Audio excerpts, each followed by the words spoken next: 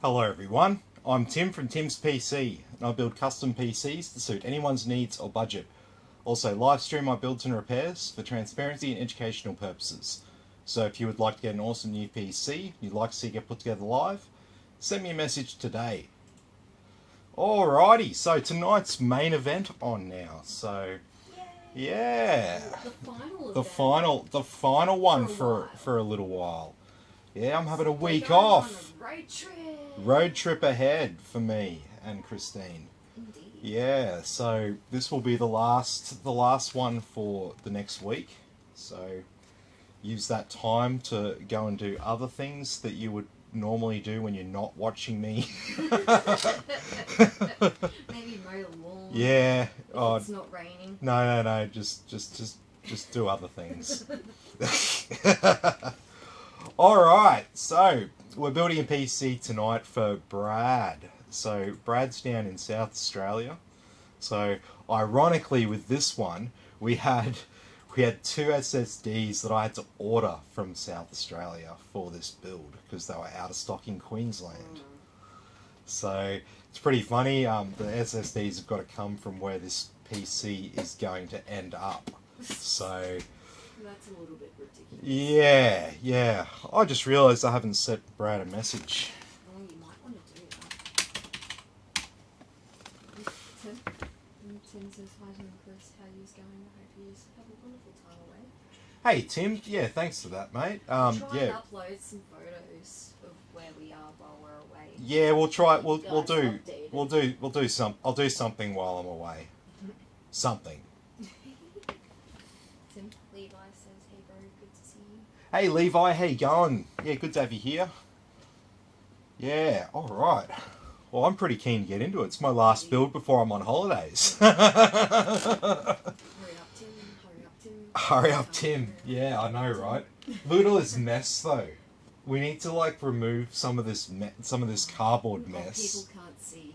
I know, there's a fair bit of cardboard mess in and around my normally relatively neat pile of cardboard. And there's also a big giant pile at the bottom of the stairs as well. Yeah, there's some fire hazards that we need to remove from the building first. Rodney said PC's turned up safe. He hasn't booted it up yet. I'm crazy, I know. Patience, grass.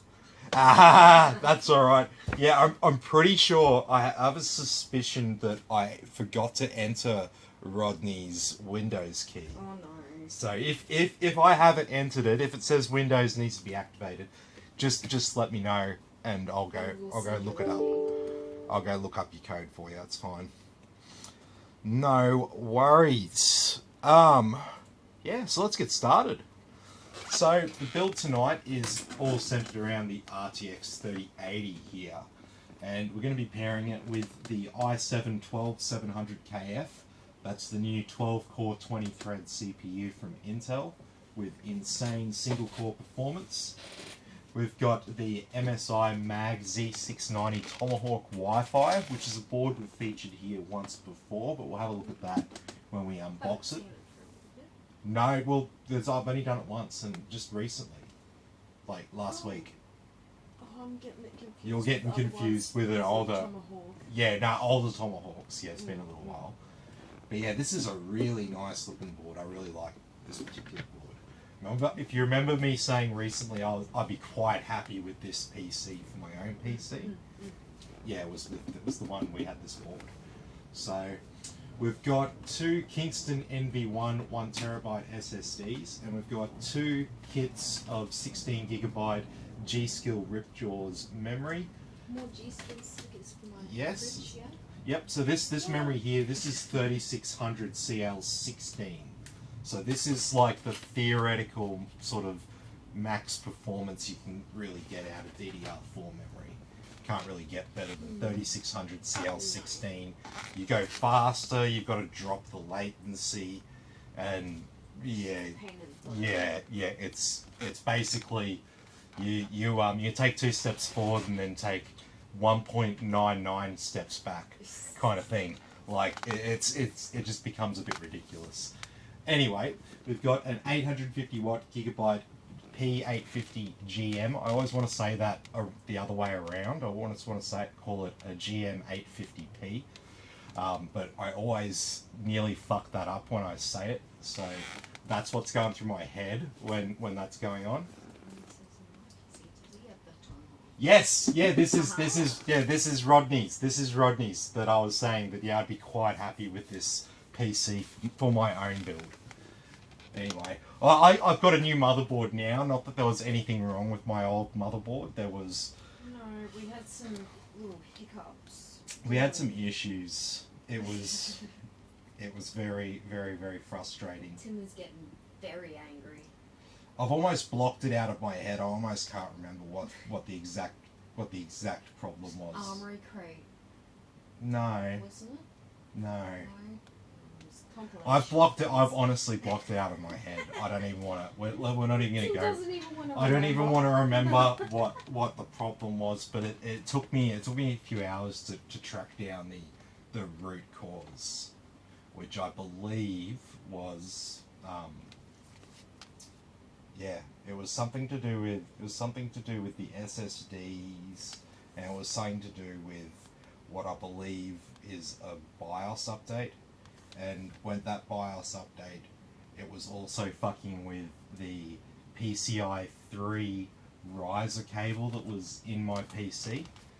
So there was a couple of different things going on there at the same time that were causing some problems. And then Christine also had the SSD fail in her PC.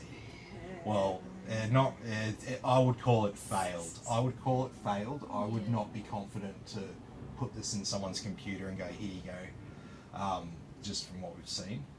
What? That orange cat is back now on the outside. The orange cat? That big one. Ah, okay, who cares? Oh. Alrighty, so we've got a different cooler up here. So currently out of stock of those really good value InWin SR360 Pro 336 Pro coolers with the 5-year warranty and the twin turbine pump. So we've had to go with the Cooler Master Liquid ML360 Illusion, which is one of the nicer Master Liquid coolers. It's got the fans there with the rings as well. So that's a nice addition. It's going to look quite nice at the top of our case here. So, and then finally our case is the Antec D700 Flux, which we've featured quite a few times here before. It's basically the D600 Flux with a different front on it. Just replacing that front plate with something different, but the chassis itself is the exact same. They do this with cars all the time, right? They have the same engine and drivetrain in there, and they put like a totally different body kit on it. Like a good case in point in Australia, fun fact if you don't know, remember the Ford Territories? Well, that's the exact same thing inside it as the Ford Falcon. Same engine. I think some of them have a different drive line because they're like all-wheel drive, but then there's like models that are basically the exact same thing as a Falcon, but in the Territory shell. So you see that sort of shit all the time. They do the same thing with PC cases. Cooler Master are great at it. They've got like 6 or so different cases that are all on the same chassis. Alrighty. Got a couple of questions here. Yeah, Rodney's like, yep, correct, same but heavier, therefore more fuel usage. Yep, exactly right. Exactly right. Yeah, a lot of people think that it's like a totally different thing and it's an Aussie designed 4-wheel drive. It's like, dude, no, it's literally a Falcon. Anyway, I'm getting a bit sidetracked here. I think I'm a bit excited because it's my last night. Alright, so let's get started. I think we've gone through all the components here. So I'll put our 3080 down here to the side for now. It's in a pretty big box. And let's have a look at this motherboard.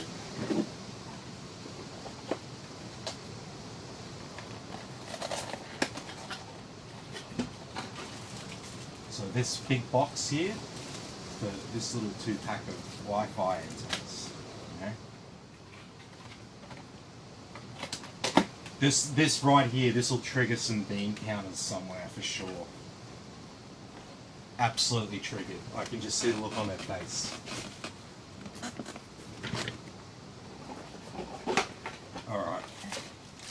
And just FYI, if you don't know what a beam counter is, a beam counter is someone who works for a big company like MSI, and they go through all of the company's products and finances and stuff like that, and they find ways of saving, you know, a cent here, 2 cents there, etc., and it all adds up to, you know, big bucks and stuff like that. But these are the guys who make products worse for the sake of bolstering a company's profit line, and they don't like seeing any waste. So that packaging there, that excess packaging around that Wi-Fi antenna, that will trigger a beam counter somewhere. Okay. And one thing I noticed with these MSI motherboards, I'm going to show everyone this tonight. Well, on the back here, it looks like they've done something to make it this a little bit idiot-proof if you have the micro ATX offsets installed in the case. It looks like they've done something to sort of isolate some of the circuitry a little bit there. I'm not sure. I mean, it does just look like it's painted on there, but they've at least marked it as, what does it say there? Case standoff keep out zone. So I don't know if you needed help in understanding that you shouldn't have bits of metal sticking on the back of a printed circuit board that has frickin' electricity running all through it. I don't think you should be even building a PC. Let's be honest. Okay, so this is our motherboard. What a beast of a board. So we've got dual 8-pin CPU power connectors. I remember this was when this was only for like Xeon and Threadripper and stuff, not ordinary consumer boards. Really good, nice direct touch heat sinks here on our MOSFET VRM co-processors. Got our LGA 1700 socket here. I think we've got 16 plus 2 phase power here. So really, really good power. 4 slots for our memory, so we're going to be using all 4 of these with our 3600 CL16 memory. Up the top here we've got our CPU fan, our pump fan. We've got a 5 volt and 12 volt RGB header. Got another fan header up here with some debug lights for, they're called the Easy Debug LEDs. And basically they just come on and tell you if there's a problem with your computer not booting up. They'll tell you whether it's CPU, RAM, graphics card, or SSD, or what they say is boot. Over here we've got our 24-pin ATX power. This is the main power for everything else on our board. We've got a USB 3 and USB-C front panel connection headers there. We've got 2 little sneaky SATA ports here hidden behind that heatsink nicely. We've got a fan header down the bottom here. And then we've got our front panel connections, 2 more SATA ports, 2 USB 2s, another fan header.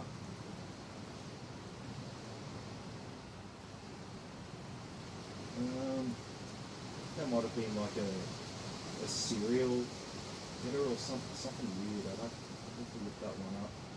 That was over here. That was the trusted platform module. That's what I thought it was at first glance. I haven't looked it up. I just haven't had time. But that will be some sort of obscure header there of some sort. We've got 2 fan headers down here. Another 2 5-volt RGB headers. We've got our clear CMOS header right down the bottom here. We don't have I don't see like a COM port header. We've got our front panel audio down here as well. There's kind of a few things down there. I'd have to actually, what have we got? Can I tell anything from the writing? Well, there's 5 pins there that I recognise as like COM port debug pins, but I don't see a COM port there. So, I'm not exactly sure. Either way, this stuff here, if I don't know what it is just from looking at it, essentially it's something that you're probably never going to use. Just FYI, if I can't recognise it and have to refer to the manual on it, it's something really obscure. Anyway, around here is where all our audio stuff is. Just sorry, I'll hold that up. Our audio capacitors here, these little gold water tower looking things. We've got our CMOS battery there, so this is what allows the motherboard to remember the settings when you've got the power unplugged. We've got another fan header over here, and around here obviously our rear I/O. So we've got Sony Philips digital interface or optical audio output there, plus our standard audio outputs. We've got Wi-Fi 6 Bluetooth 5.1 on this board. We've also got 2.5 gigabit Ethernet. Looks like 4 USB 3.2s, including one Type-C, and we've got 2 USB 3s, 2 USB 2s, a DisplayPort and HDMI port. These two won't be in use for this build, so don't plug into them. You won't get very far because they're only for CPUs with onboard graphics. So basically when you're not installing a graphics card. Excuse me. And then around the front here, I'm talking too much, I need a drink. We've got 4 M2 slots, so look, they're numbered here. 1, 2, 3, 4. So what we'll probably do with this is we'll probably put one in this number 2 slot, and we'll probably put one in down here, and then we're leaving one slot down here and this one up here above the graphics card free. So then if Brad wants to install an additional M2 drive, he can go ahead and do that without having to take the graphics card out.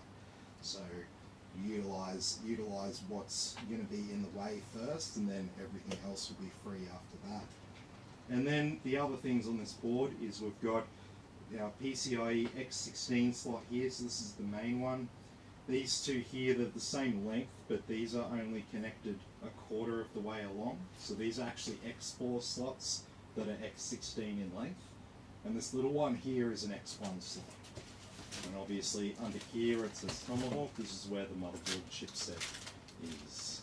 So this is, you kind of think of this as the brains of the motherboard. This thing here talks to this. These two things in particular have a lot to do with each other. So the CPU doesn't like directly connect with other stuff on the motherboard. It does it via the chipset. So anyway, that's how the basics of how it sort of is structured. You've got, I could go on with the exceptions to that and the rules to that, and it would just get boring. And I would dribble on for ages, because PCIe bus can talk directly to the CPU, the memory can talk directly to the CPU. But things like USB, for example, that can't talk directly to the CPU, it has to talk to the CPU via the chipset. So without going into a shitload of detail about it, that's kind of the role.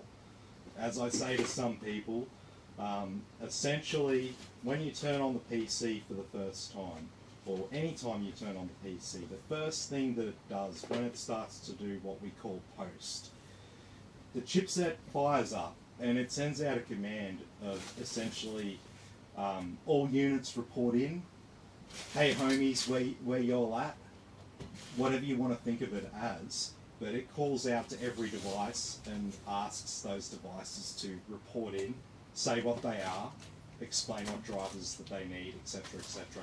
So the chipset understands everything that's connected to it. That's why sometimes if you have a faulty device connected to your PC and you go to turn it on, it won't turn on properly and you don't get any display. Then you unplug that faulty USB device or whatever, and what do you know, it works, fires up straight away.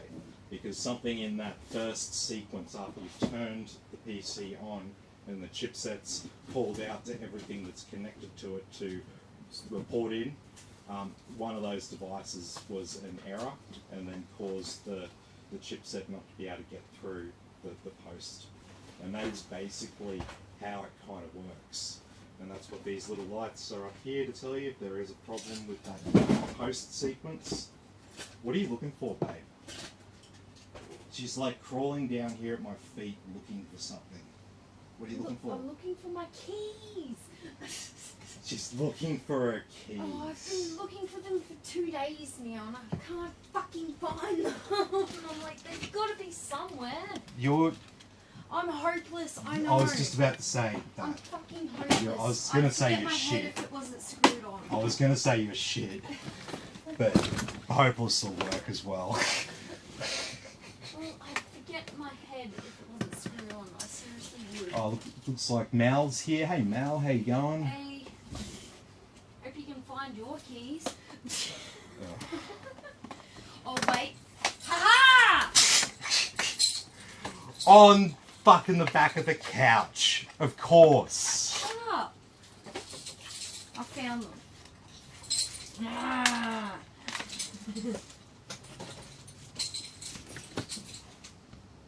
Shut up.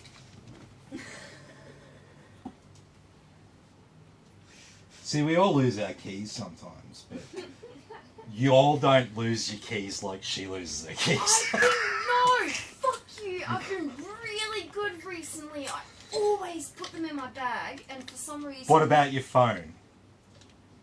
Phone is a different story.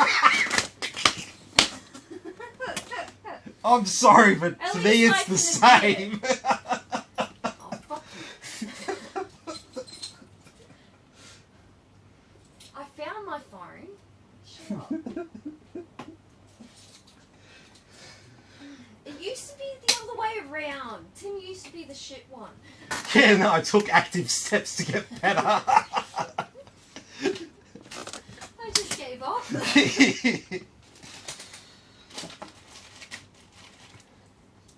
Okay, so our CPU is in the board now.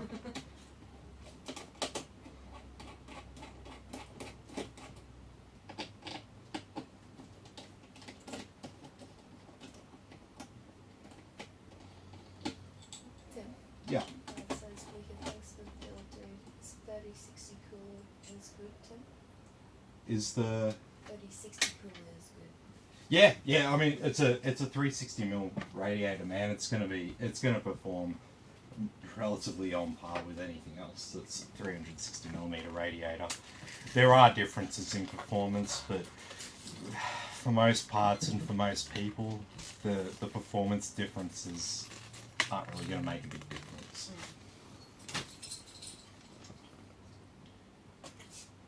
A few degrees here and there shouldn't make or break your build, if you know what I mean. Like, you should be, you know, if your build ran 10% hotter, that shouldn't be enough to cripple your build. If not, I'd say that maybe you probably want to review your configuration, because maybe it's getting a bit too hot. But normally, up to 10% difference in degrees shouldn't impact you. That should just be what your computer can handle, because the ambient temperature changes unless you run aircon all the time, which I know many people do. But that just took the whole freaking thermal pad off, not the sticky. Don't do that. No.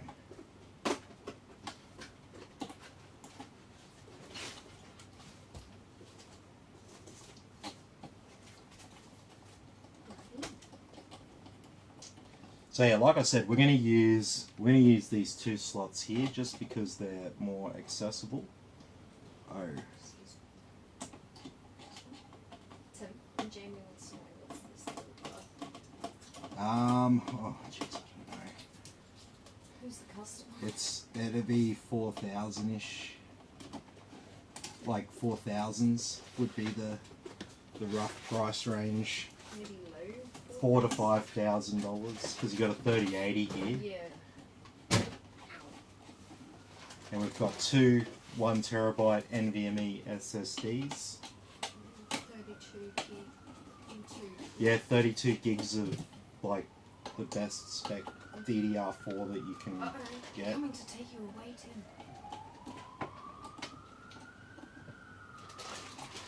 Don't do that to your children. Whenever they're silent, please don't take them away.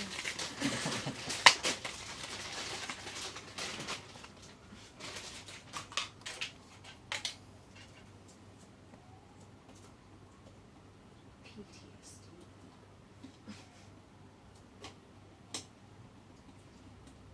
Where the siren dogs don't start howling. Maybe they wear collars. And only sometimes they howl now. Maybe people complain. Who'd complain about that? That's just funny. Some people would be. Some people would. But not Would all. you complain about hearing two hilarious dogs howling at the sound of sirens? Or would you just be like, ha? Would you just be laughing at the fact that you've got two dogs here trying to make the same noise as the siren? I would say most people would probably just get a good laugh out of that.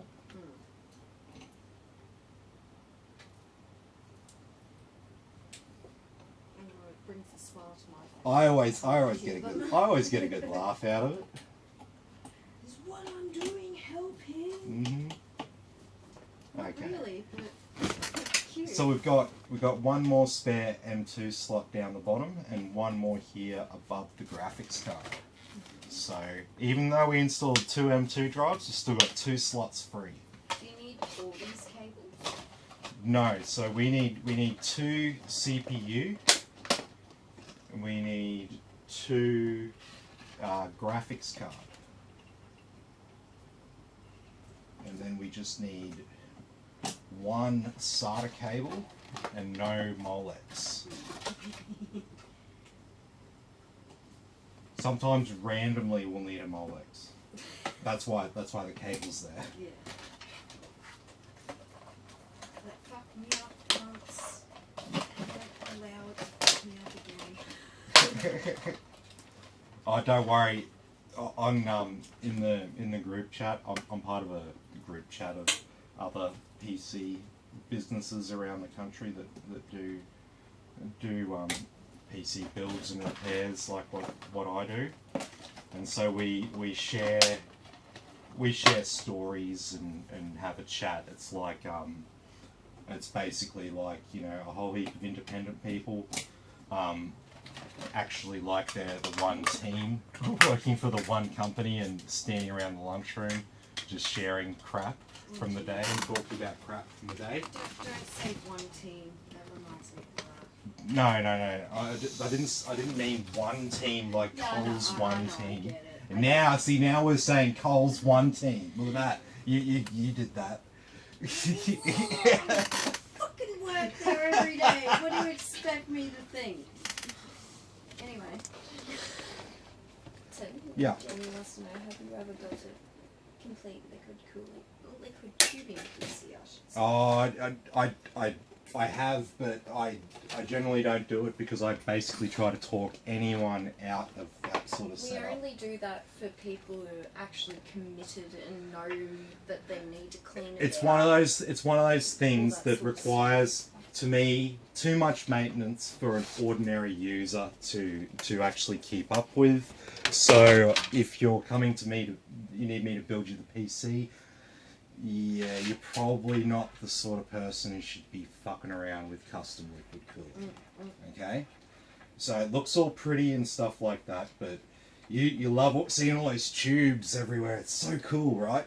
Okay, so all those tubes, all those bends, they're all little places where air pockets can start to form. Warm too, So no, it's mainly just the air. That's, if it wasn't for the physics of it, then I could recommend it, right? But physics is physics, and that doesn't fucking change. So what happens with liquid coolers, whether you get an all-in-one liquid cooler like this one, or you get a custom loop liquid cooler, there has to be a percentage of air inside the loop.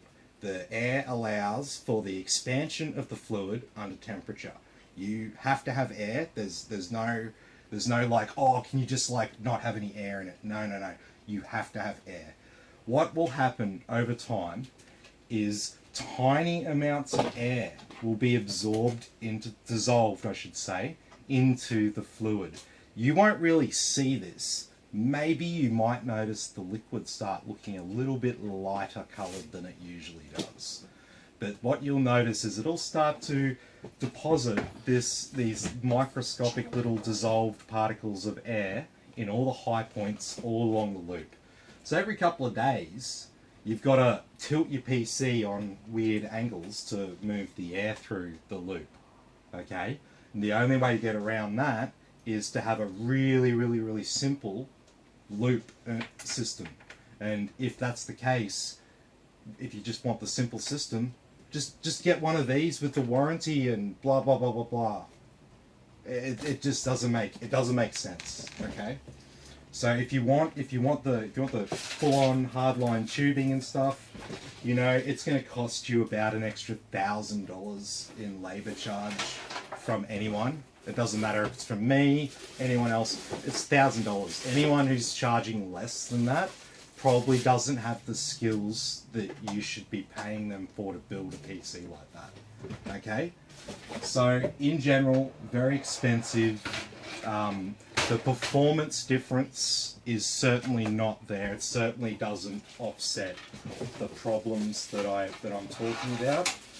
So essentially for me, what I do, people I deal with, it's not the sort of thing that I'm going to recommend. If someone comes to me and they're relatively amateur to PCs and stuff like that, and they're like, oh man, I've seen this PC, I want this, can you build this for me? I don't care how much it is. You know, I'd love to take their money, but you know, I don't want to deal with the problems with that person down the track. So I try and talk them out of it. However, you know, if you're a real enthusiast, and you know what you're talking about with most things, you're just a bit time poor, and you want a PC like that, just let me know. I'm happy to build it for you. But like, I don't want to be setting people up with these PCs, like custom water-cooled PCs, who are kind of just amateur, ordinary users. So that'll go in upside down in this one. Yep.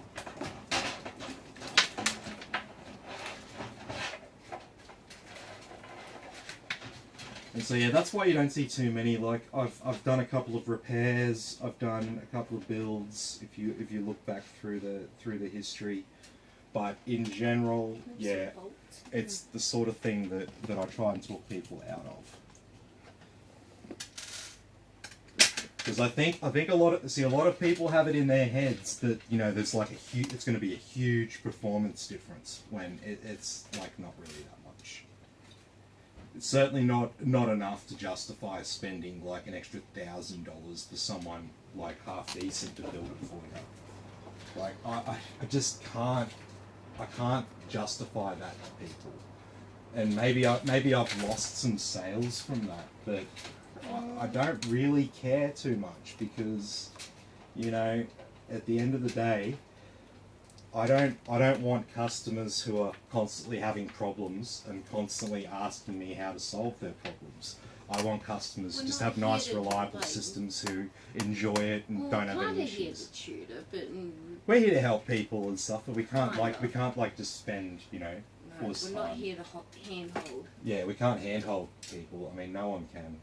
There's, you can catch me on a good day when I have a bit of time, and you might get more out of me. It tends to be really busy, and plus we're trying to move and find commercial estates. We've got a lot going on. There's a limit of time at the moment. Over the next like 3 months, unfortunately, it is what it is. But it will get better. I've had a few people ring me up and ask for employment. So we're getting some of that, but we're just not there yet, if you know what I mean. No, I can't. Jamie wants to because you have to screen LCD pictures and stuff. No, this one doesn't, but you can definitely get that. See, there's a new Corsair one, The Aorus ones have had it for ages. The NZXT ones have it. There's like not all models, of course. There are the ones with addressable screens. They're pretty cool. You can load up a picture or a GIF onto your CPU cooler. Yeah, I've got a Tim's PC logo in the center of mine. The Aorus Liquid Cooler 360. Yeah, I've got, yep, that's the Aorus 360 I've got in mine.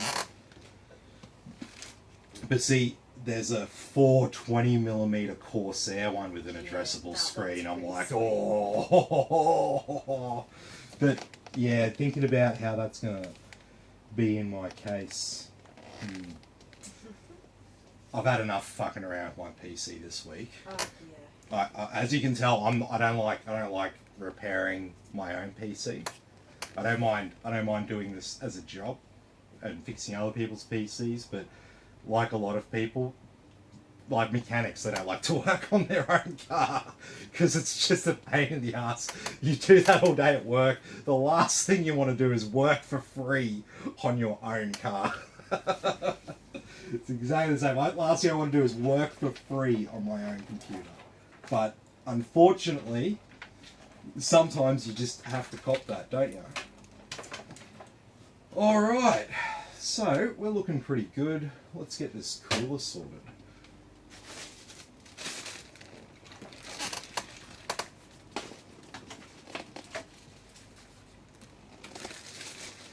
Alright, Cooler Master, what do you got for me?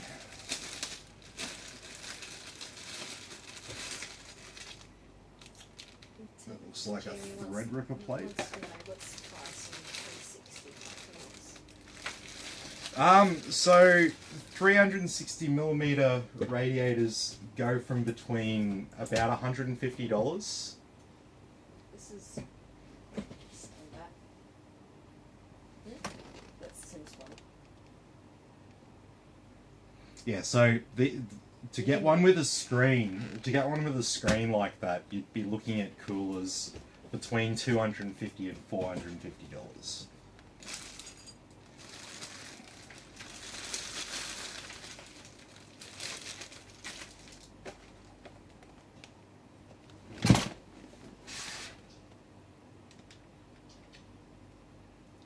Nope, that's not going to work. Where are we?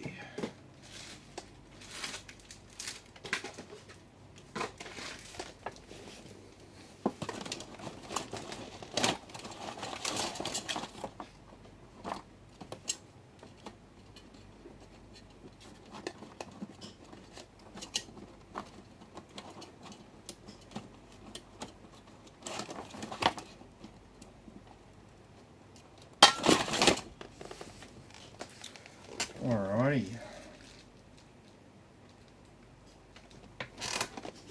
So I'm going to use one of these in-wind backplates because this one here, this is only for LGA 1200. It looks like. So that's not going to help us much, is it? Luckily, I have these adjustable ones.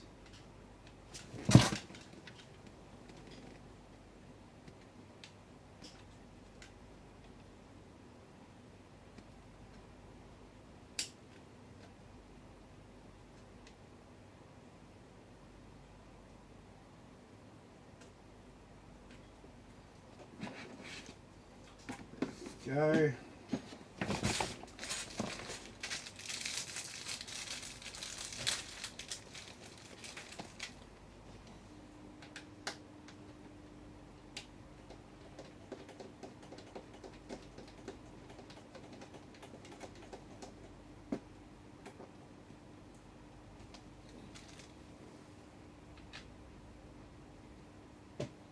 It's always handy having those adjustable back plates.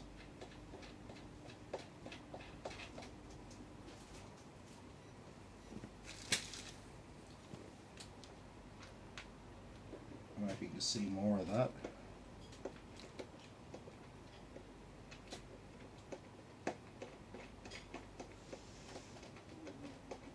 What's up? just got Jewel back. Oh, from Pets in Peace. Yeah. I really like the urn she got it. It's Jewel. Best cat ever. First time I ever met her was at their place out in Springfield, and she actually let me pat her. Oh, really? Mm. She normally doesn't. That cat normally didn't let anyone No, go she near her. hates people, but Yeah. I didn't approach her. Some crazy person. She's like, oh, cat person. You alright? Jamie says he's doing a lot of research before he bites the bullet and drops 5G on a computer and not be happy with it. Yeah, no, that's what I say to everyone. Like, we're doing a consultation, someone's like, oh, sorry for all the questions, and I'm like, dude, ask away. This is the time to get it right. You don't want to get it and then hate it. I don't want to sell anyone something that they don't want. Like, yeah.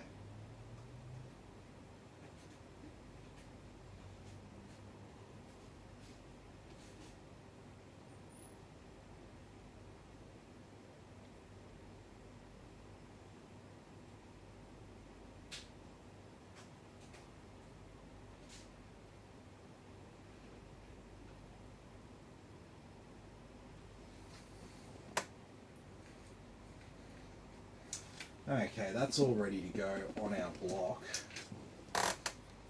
And we have an adjust. Do we have it? Is that adjustable? This cat looks like Dad's cat. Oh yeah, a little bit.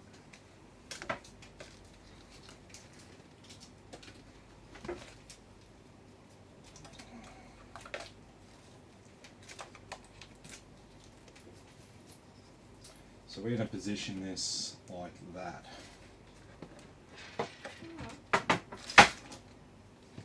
thought they were at Daydream. They're at Hamilton. No, okay, they must have like a copy of that pool then. Oh, obviously. Looks literally the same. Makes sense though. Like, Yeah. why have different ones?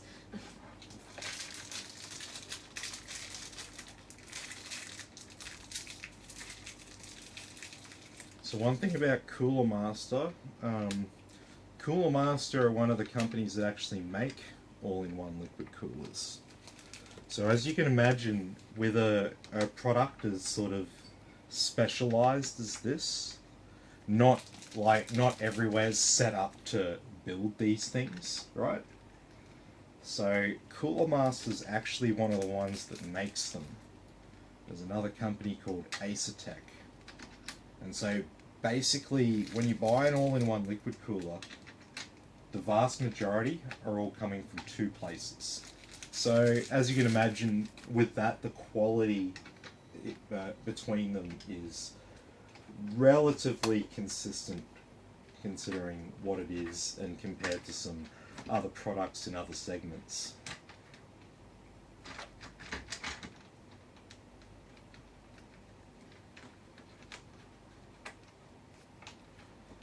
And one thing I do like is these bolts that I can actually just sort of partially screw in by hand. Yeah. Nails, can you use liquid nails for CPU glue? Like I'm sure liquid nails would work fine. Maybe we should do that to an old CPU and do a bit of science on it. So we'll do some tests on it before, and then we'll need another one as like a control on the day to account for like ambient temperatures and stuff like that. And then we can put some liquid nails on it, and then we can see how that performs compared to thermal paste. But I would say that at least at first, it's going to perform pretty good, pretty much on par. Fun fact, so toothpaste will work for a little while. Little while. Jamie says I'm on a 3080. I'm not sure if I go Intel 12 or Ryzen 9 5950. Oh, do you render videos? If you render videos, maybe go Ryzen. But yeah, you wouldn't go Ryzen 5000 over Intel 12th gen if you're just looking at gaming performance.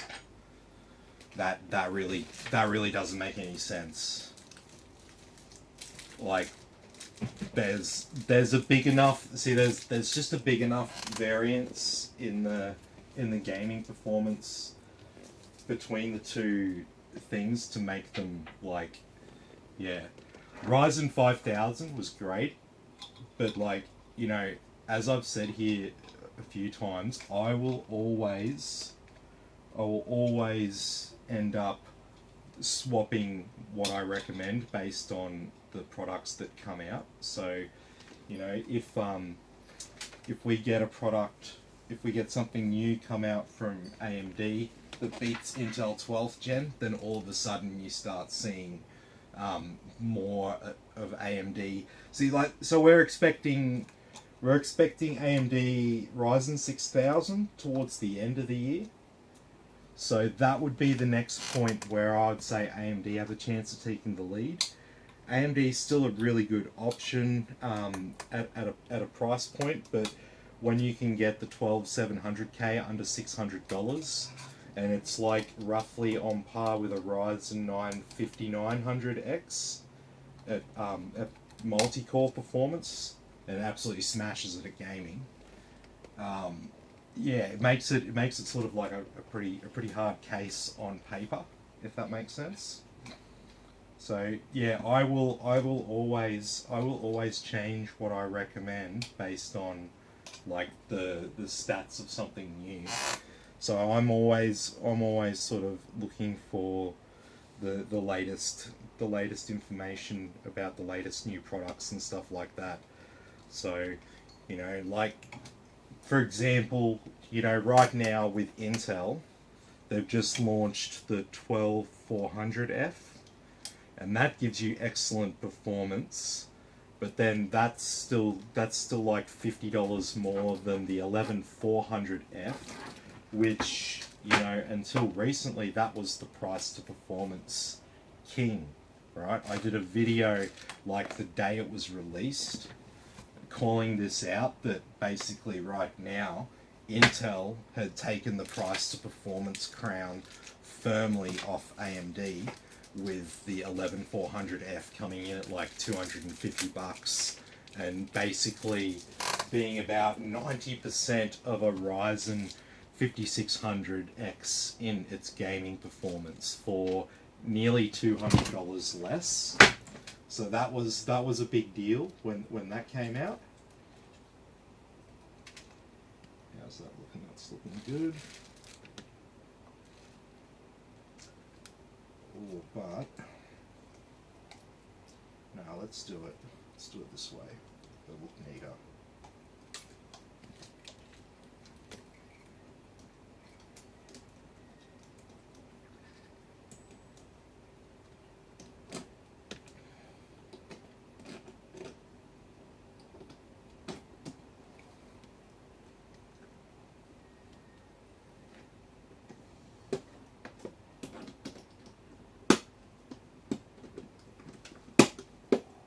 There we go.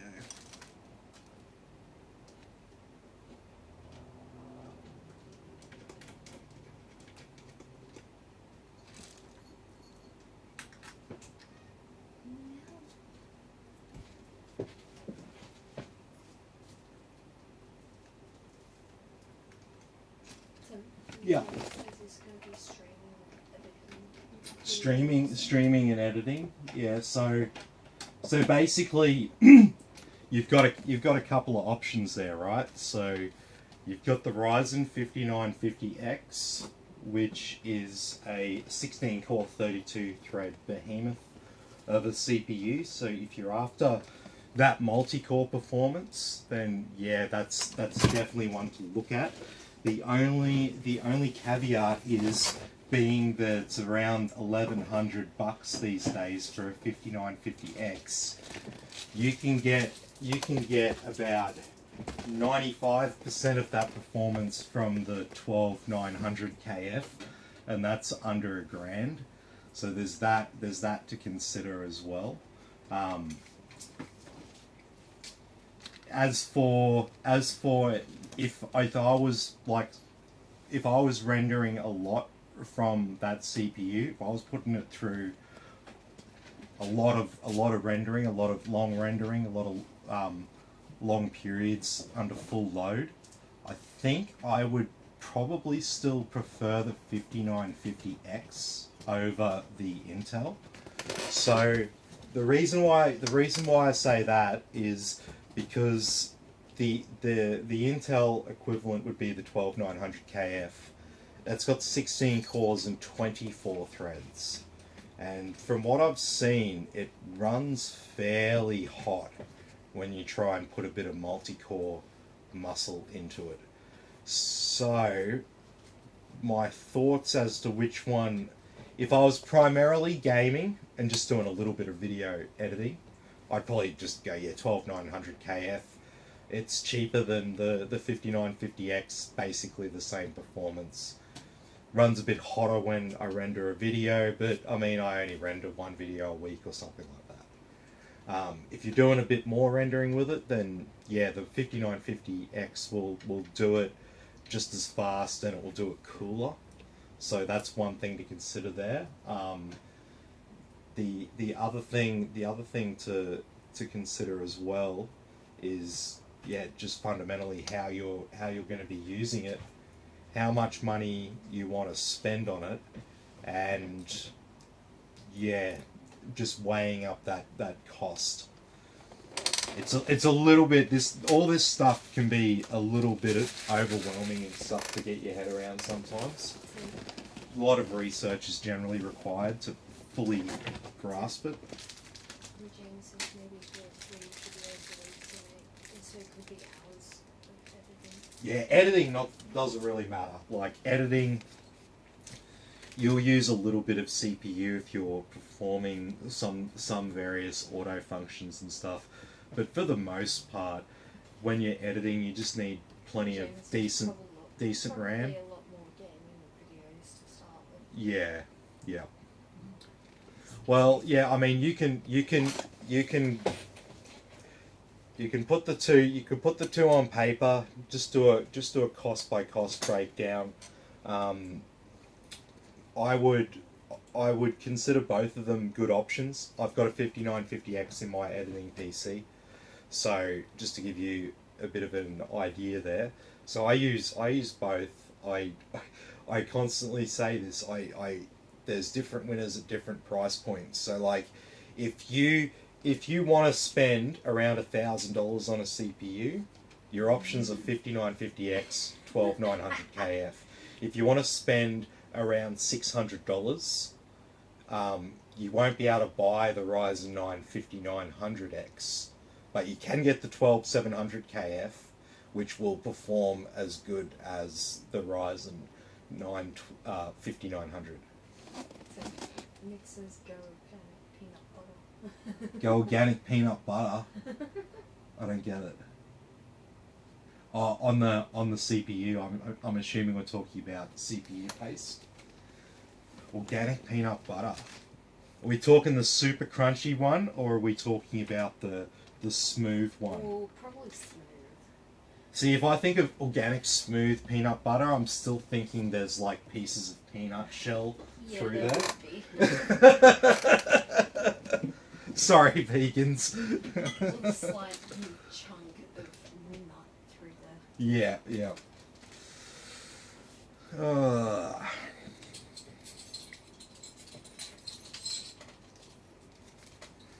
Okay, so our cooler is installed there.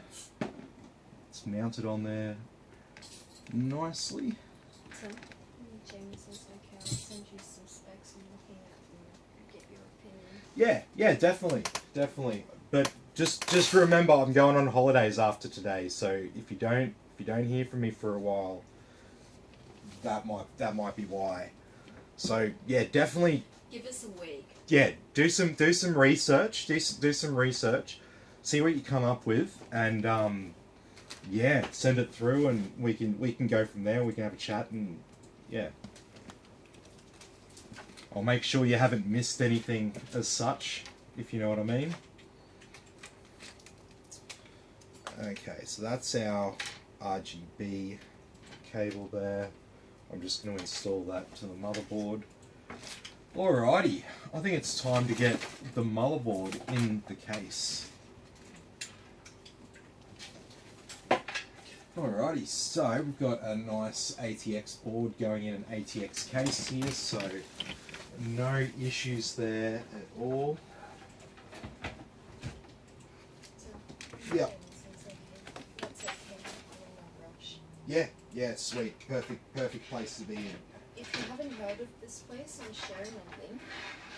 This is where Tim and I are heading. Ah, yes. Yeah. Some people may know of it, some people probably won't. I'd say most people probably won't. It's a very special place for... Cheese.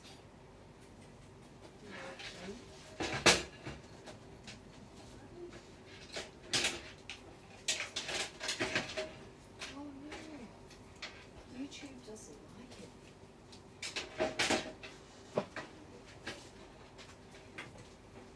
YouTube doesn't like it. It doesn't like the Doesn't like your link. No. I'll share this one then.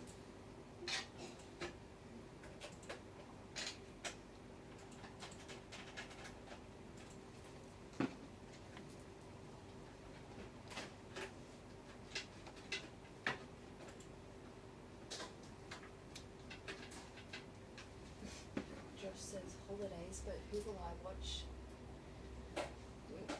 Build PCs for transparency and education.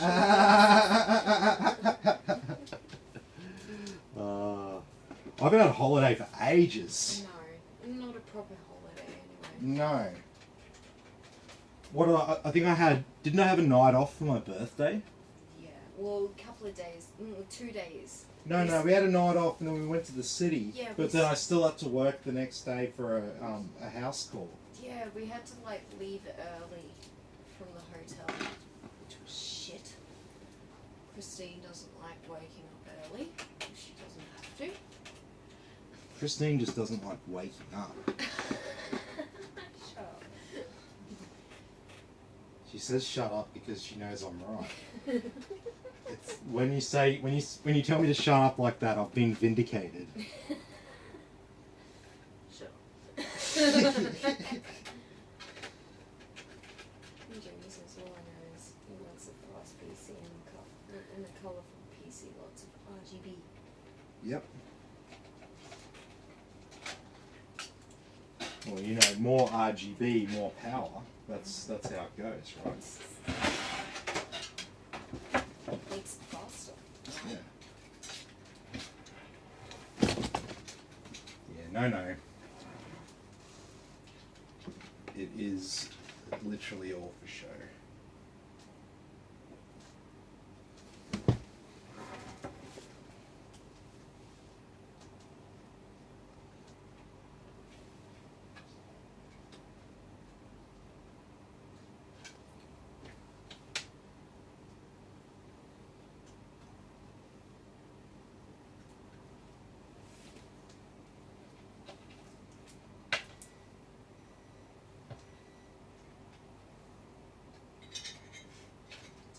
Yeah. James says you're getting 1,000 watts. 1,000 watts. Yeah.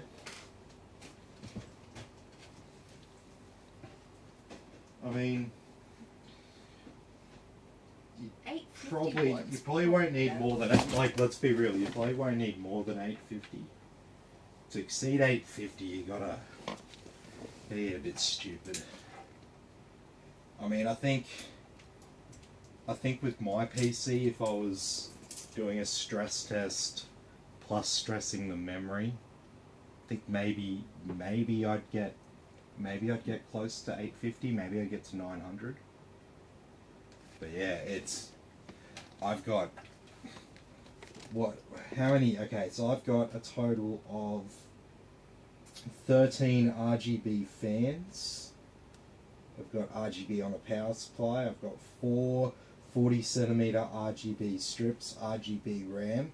I have RGB cable extenders and a cooler, 4 SSDs, and what else is in there? No, that's about it, but I do have devices plugged in at the back there that'll also draw a bit of extra power. Yeah, so I'd be up there, but yeah, like I've got 1,000. I got 1,000 in there, and I calculated that based on the efficiency of the power supply and where I'd be on average, and I was like, yeah, that's fine, man. But yeah. So the rating where it's like bronze, gold, silver, etc., that's an efficiency rating. It's not a quality rating. So what 80 plus means is it means it's over 80% efficiency, and I think it's 20%, 50%, 90% loads. I could have that wrong. Maybe it's 100% load. I can't remember what they calculated at. I think it's 90% load is the top one. So basically, an 80 plus will be at least 80% efficient at those particular loads, and then it goes up. You know, an 80 plus bronze is, I think it's like 88% efficient. Then 80 plus gold's like 92, and then yeah, it goes up a little bit from there. You'll never have a power supply that's 100% efficient. That's thermodynamics at play there. And what we're talking about with efficiency, just FYI, we've got AC power going in from the wall in our buildings into our power supplies, but then our computer runs all on DC power. So this power supply, what it is really, is an AC to DC converter. It takes AC current, spits out DC at 12 volts, 5 volts, 3.3 volts. That's basically what a power supply does. So it supplies, a more accurate name for it would be a DC power supply. So, or an AC-DC converter. And so, yeah, basically it's very hard to build very efficient power supplies that are like cheap as well, but there are cases of 80 plus gold and 80 plus bronze power supplies being pretty cheaply made and essentially being crappy quality units that people think are good quality because it says 80 plus gold on it, and they fixate on that color rating as if it's something really, really important to quality, when really that's just a rating of the efficiency of the conversion of AC to DC power in the unit. It doesn't necessarily tell you anything about quality. But I will say this, once you start getting up above 80 plus gold, it becomes very, very hard to cut corners on your design and still keep up with 80 plus titanium and 80 plus platinum efficiency. Because as you can imagine, that's about as efficient as we can build them. That's the top sort of rating for efficiency. And so I generally say to people, don't really worry too much about the efficiency rating, because you probably haven't ever thought about the power consumption of your PC and how much that contributes to your energy bill. And I guarantee if you haven't thought about it until now, probably don't really have to be thinking about it too much, because it's probably such an inconsequential amount compared to how much you spend heating your water or running your air conditioning.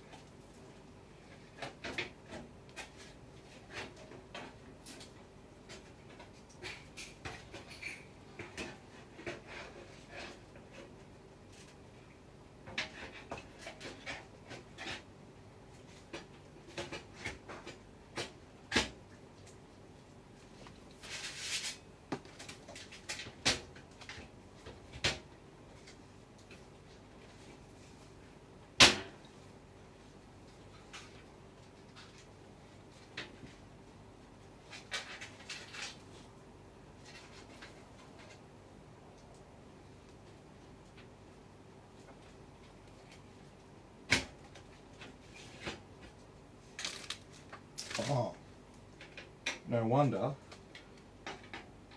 One thing with this case, whenever you try to install,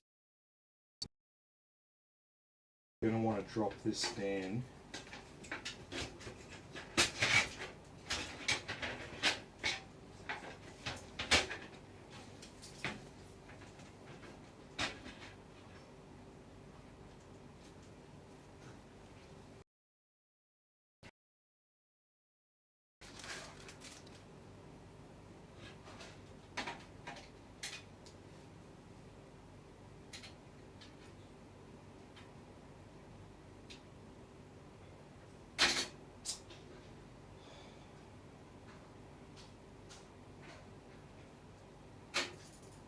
My assistant goes away whenever I need her the most, eh?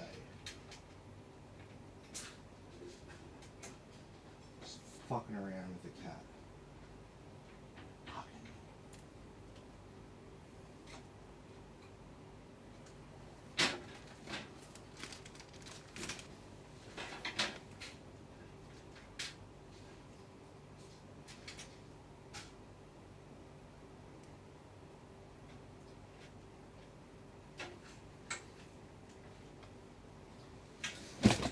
Okay, so we got 2 bolts in the back there. And now we can slide this fan back up.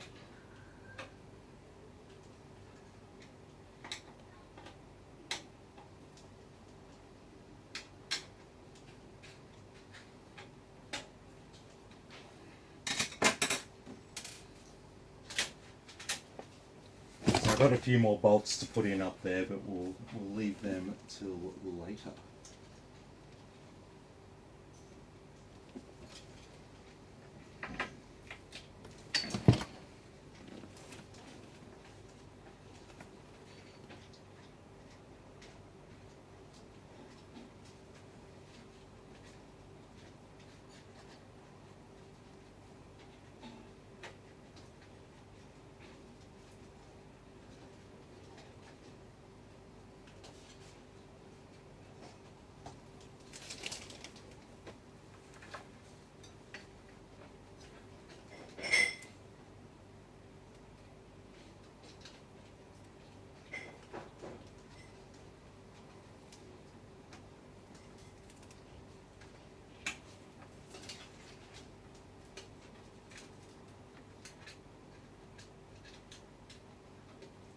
Oh, I hate these short little cables.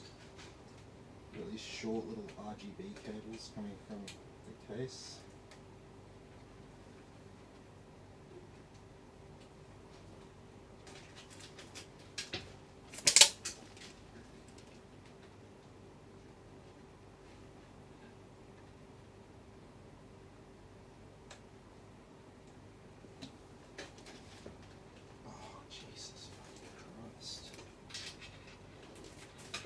Okay, I'll frickin'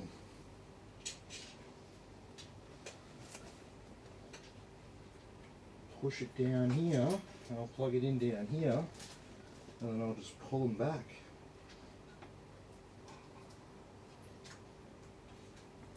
Bastard things. Hopefully maybe these other 2 won't be as bad.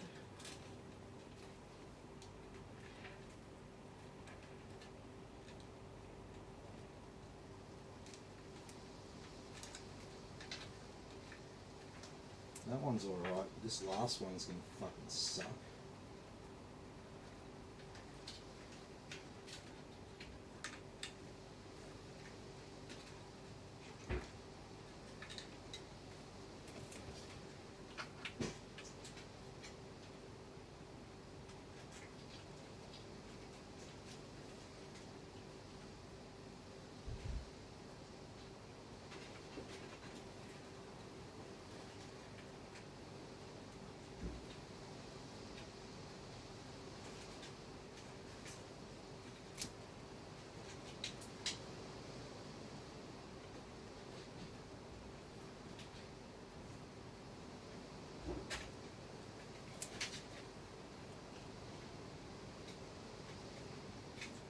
Okay, so we've got all those RGB cables plugged in.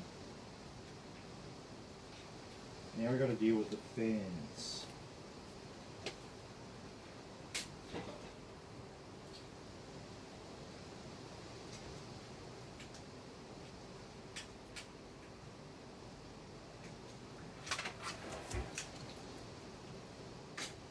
So I've got this controller here. I'm going to try to utilize this controller as much as I possibly can here.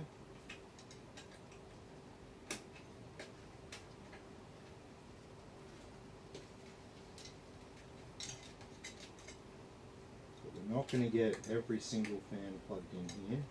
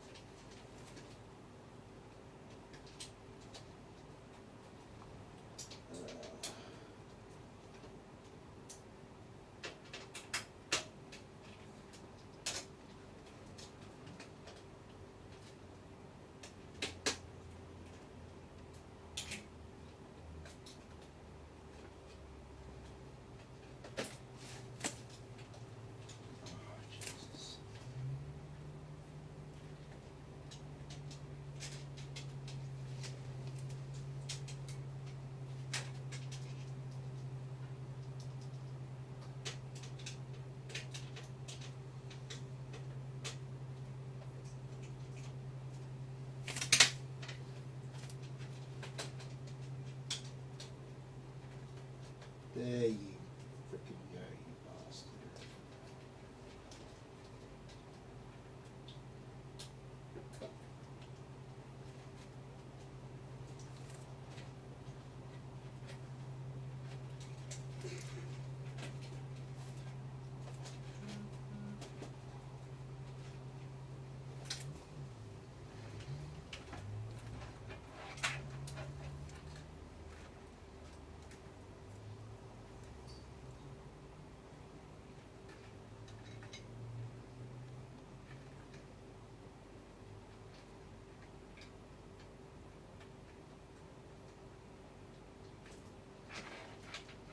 And there we go, we've got our RGB for our cooler plugged in to our controller down here.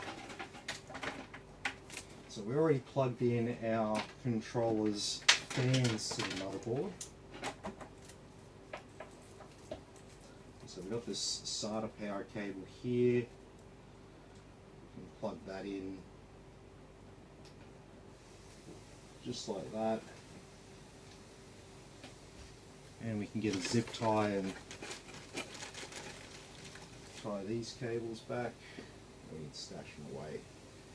We don't have any other SATA devices going in.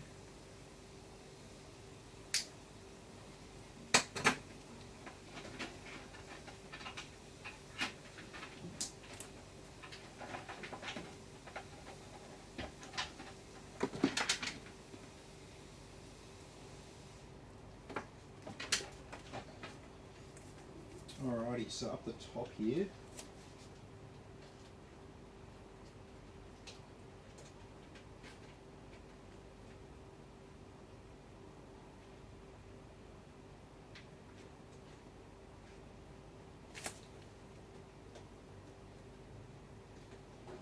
we've got that RGB there. That looks pretty good. Alrighty, so now we've got these front panel connections from the buttons on the top of our case. So first we've got front panel audio, which we route down here. Just going to stuff it in the side there. No cable ties required. Just going to go along with the CPU cable. And that'll go down here.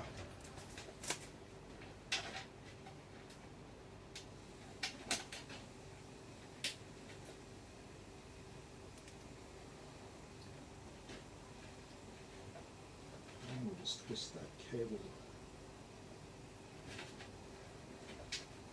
around. Plug in just like that.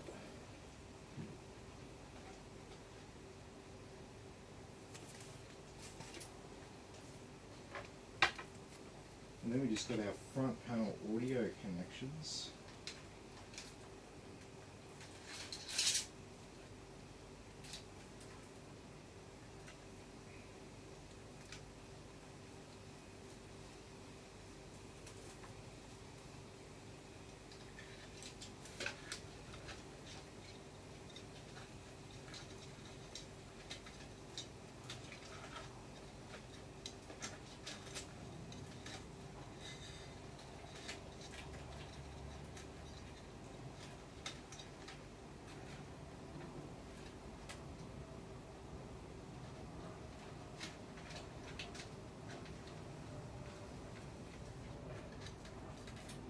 Okay, so front panel connections, they just go in down the bottom here.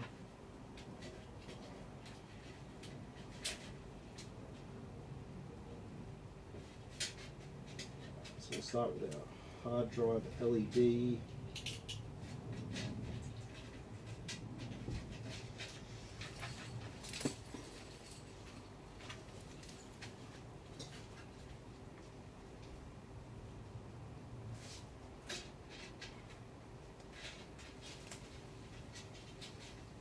And we've got this cable over here. It says RGB, and the button on the case that it's connected to says LED, but it's actually going to be a reset switch because we're not going to use the included controller to run our RGB. We're going to use the software on the computer.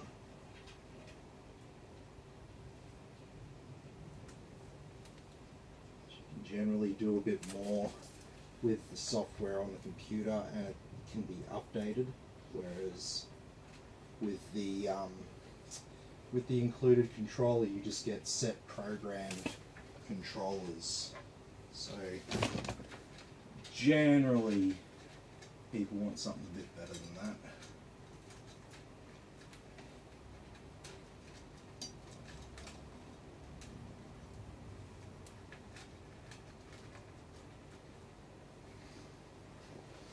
Okay,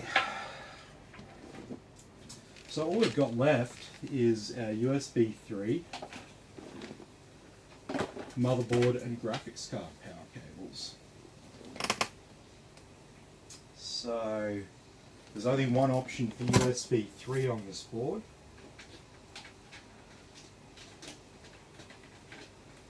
And that is from around here.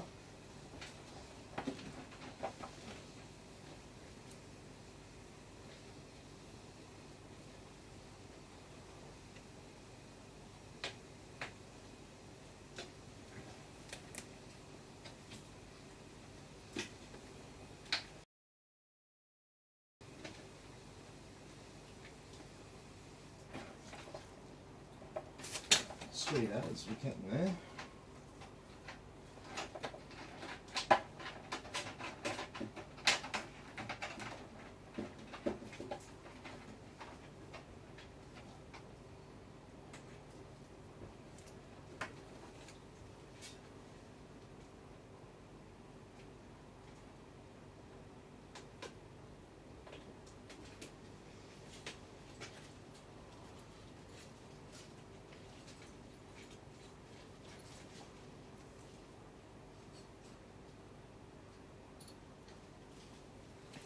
Okay.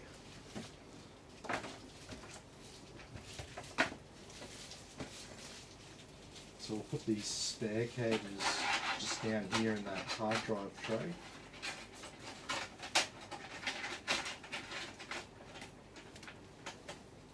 And we can use them if we need them. Alright, graphics card time.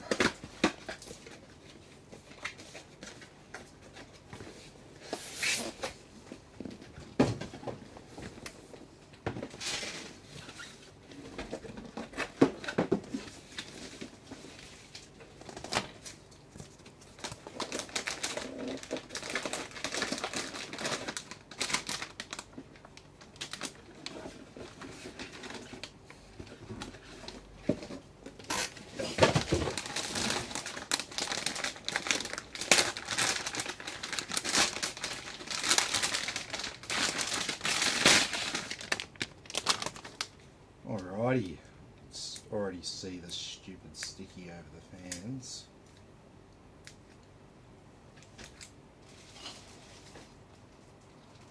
There we go. And there's no other sticky anywhere else on our card. Love it.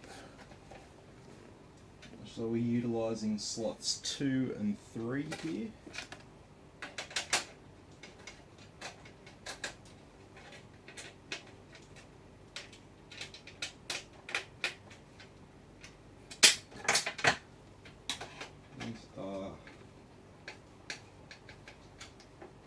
Particularly tight, so I'm going to use the exact right size screwdriver for them. Normally you can get away with unscrewing and screwing a slightly bigger, a slightly smaller Phillips head screwdriver, but if it's tight it really should be the same.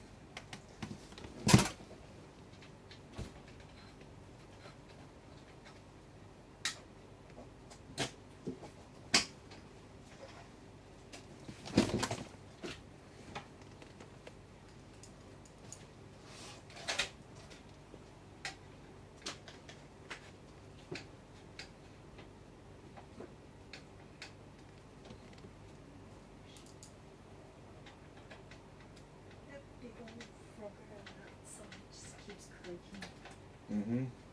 It's cool and some games. I've seen that from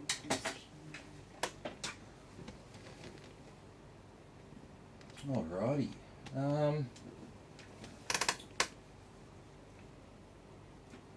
And finally, we've just got our graphics card to plug in.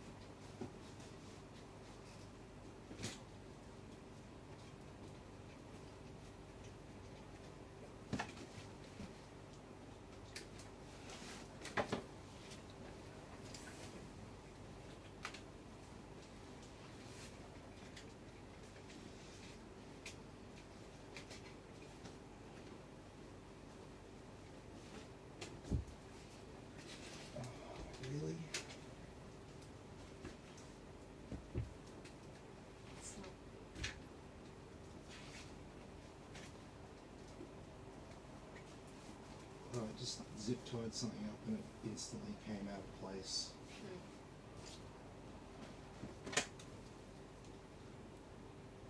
That front constantly calling reminds me of the wiring. It's nice.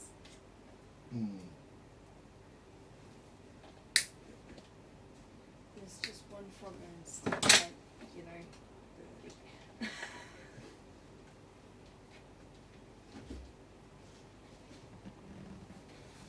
Okay. So that's all looking good. And we can just slide our back panel on there nice and easily.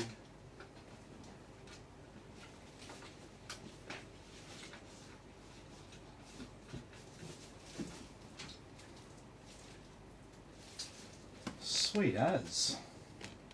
So that's a nice clean looking build there. But let's see if it works. That's the main thing. Because I'm going away tomorrow, so ideally I want this to work, and then after the stress test I can pack it up. What's that called? Oh, hang on. Boxes.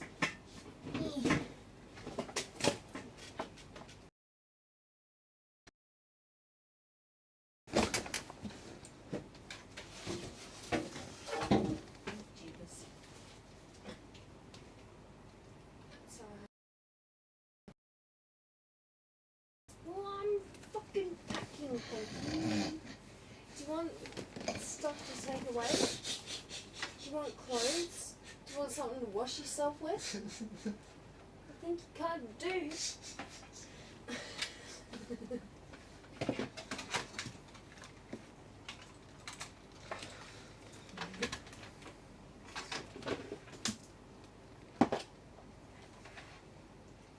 Yeah. Brad says he just bought this power supply, Corsair HX 1000, Yep. 1000 watt 80 plus platinum. Yep. Yeah, you can't really get a better power supply than that.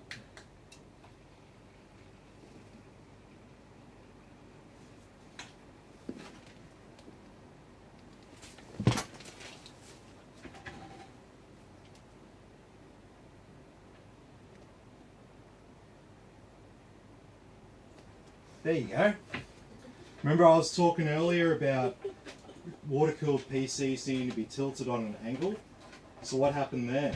There was a big old air bubble caught in the pump when I turned it on for the first time. So now that I've removed that air bubble, because of the shape of this loop, the air pocket is going to stay up here in the radiator. It's not going to go anywhere near the pump.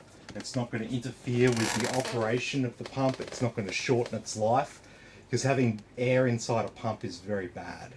Pumps are designed, unless it's a pump that's designed to move gases, most pumps are designed to move liquids. So like something like water or something like that. They don't work for air. They're optimized for the fluid dynamics and physics of moving water, not moving air. So the two should never be mixed, but in the case of PC liquid cooling, we need to have some air inside that loop. Alrighty, let's, from the word go, let's get a BIOS update done, because I think we had some sort of a weird problem last time on the base BIOS, which is I just looked at it when it turned itself off.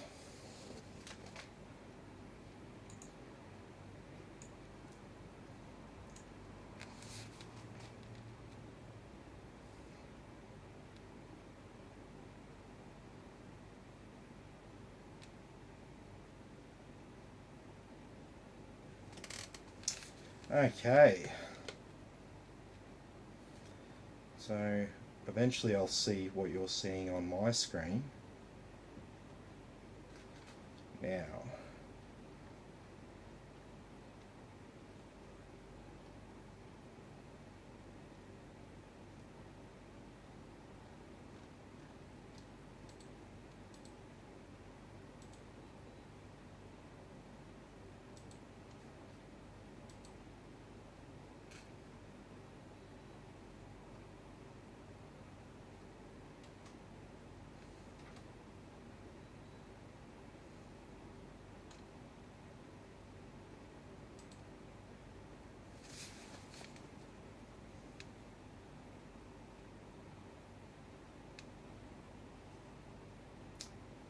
Alright.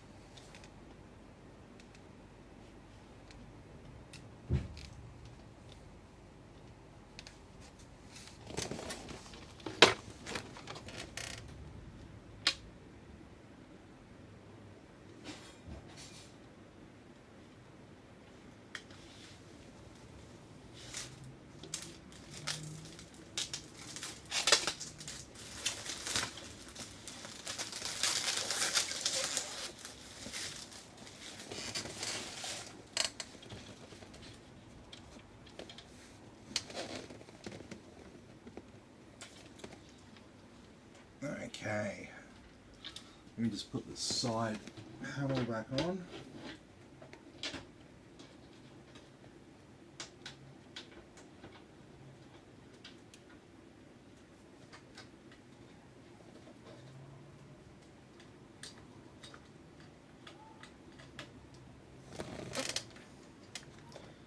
Okay, so we'll turn on XMP profile 1.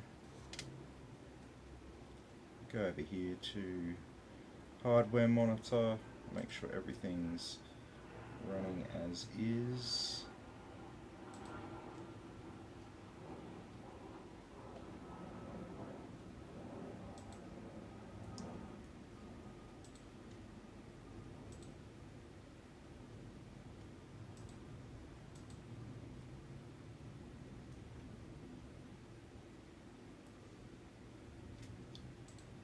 Yep.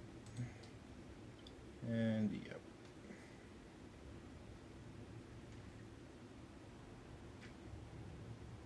Actually, what am I going to plug in the CPU?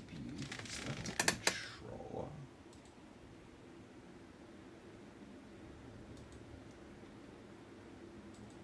No, that should still be fine. Is that the 4 pin, isn't it? Yeah. Okay. Happy with all that. Alrighty, let's get Windows onto it.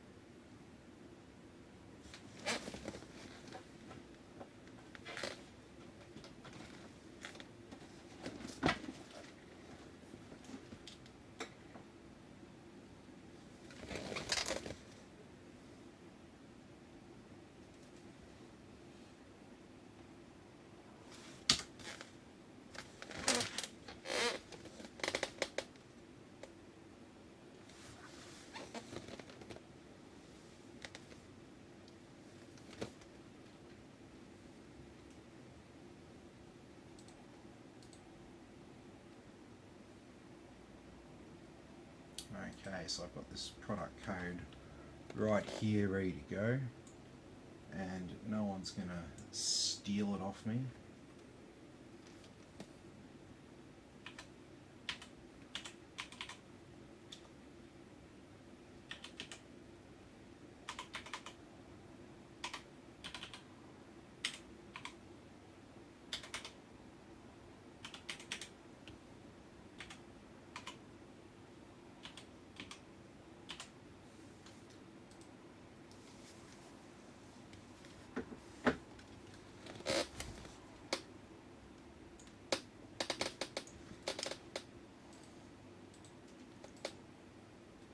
Alrighty, so I'm going to do drive 0 there for our Windows.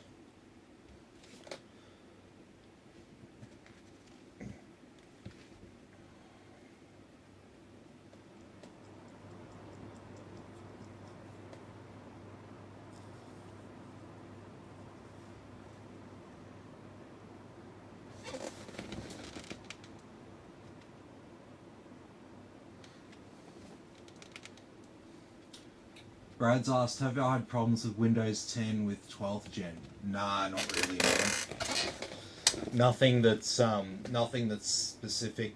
The only problems I've had with Windows 10 recently are not really to do with Windows 10, and not really anything to do with what CPU it is.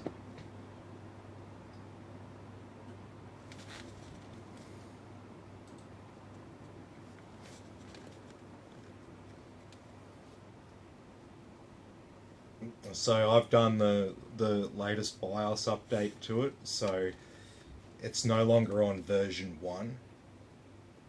So that's going to be most of the it's going to be all the big fixes in that first BIOS update. That's the update after they've released it. People have bought the product, taken it home, and then they start having problems with it, and all that data gets sent back, and then they make some changes and adjustments.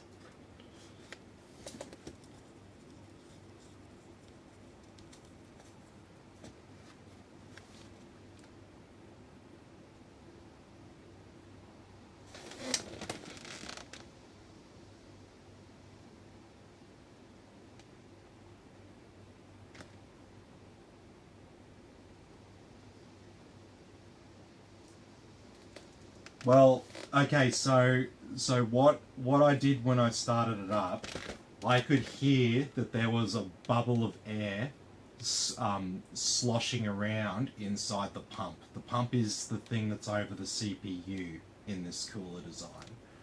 And so what I was doing was I was just angling it so that air bubble would rise, because air rises in water, right? That's really basic stuff.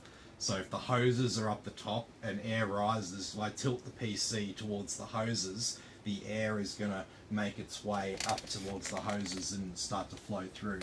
Once it's flown out of the pump, in this case, because we've got the radiator top mounted like this, the air is going to stay up the top. Very little air is going to make its way back down with this kind of setup here. So a big problem with a lot of the custom rigs is you've got a reservoir full of liquid, and then it sort of drops in the top, and the fact that it's liquid dropping into liquid means that you're always getting bits of air dissolving in it and stuff. So trust me, it looks really cool and you'll love it for a little while, and then it will get old, and then you'll be like, I'm never buying one of them again, just because it was more fucking around. I mean, really, you're not there to fuck around with your computer. You're there to use it and game on it and do work on it and stuff. So you don't want something that's constantly unreliable, and you need to freaking tilt it on every angle. You just got to trust me that it gets old really fast, unless you're like really, really keen. It just doesn't make sense for an ordinary person to do it, because the performance benefit that they'll get from it is so small that if you're just an ordinary user, it's not going to be something tangible. If you're a power user and running high ass overclocks and every degree matters, then yeah, sure.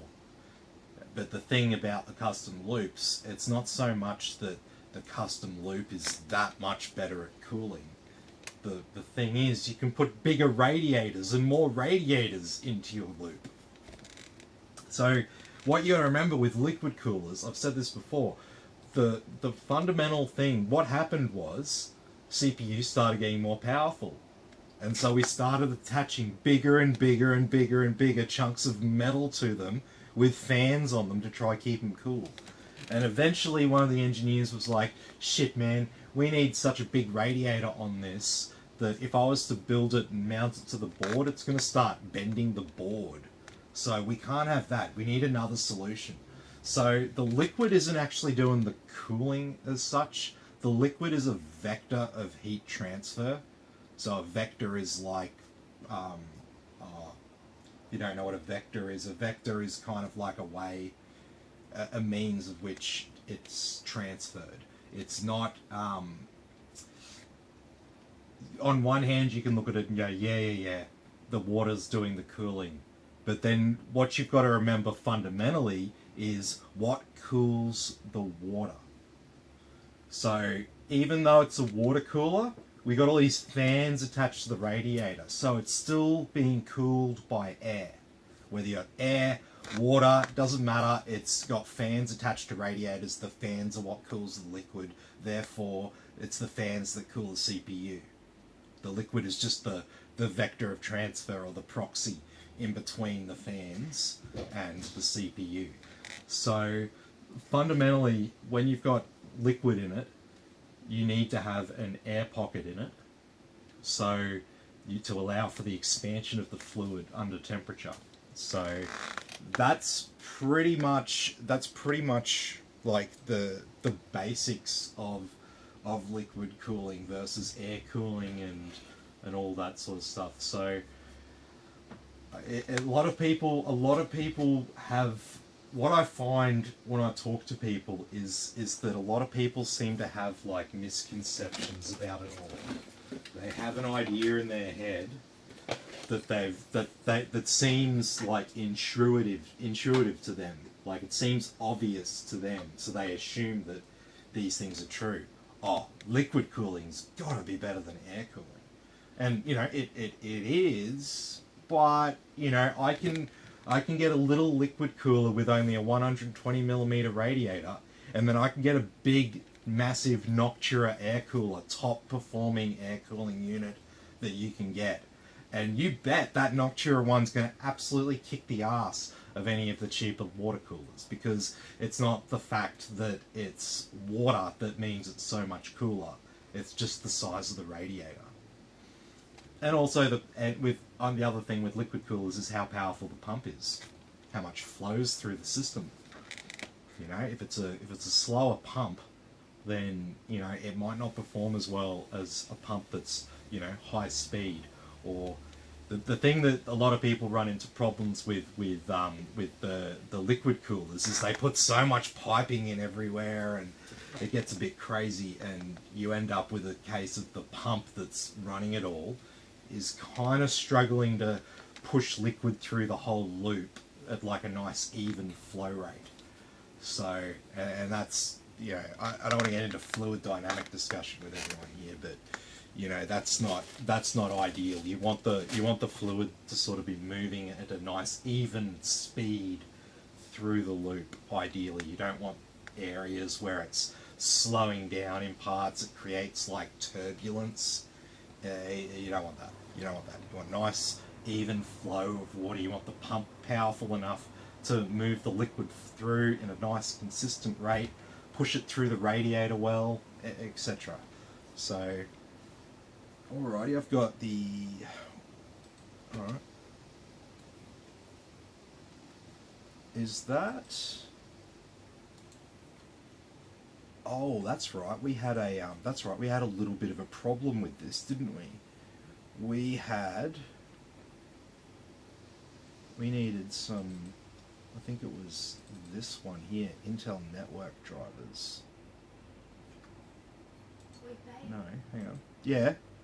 Guess what? What? Tap water tastes nice. Oh, true. It actually tastes like tap water, not like a creek.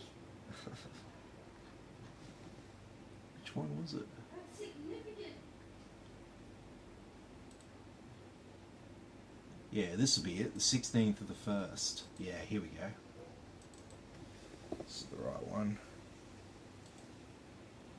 Smart screen alerting to an Intel installer. Come on, Intel, what are you doing? Not working with third parties effectively, if that's the case. Microsoft's an important third party. You've got to consider them.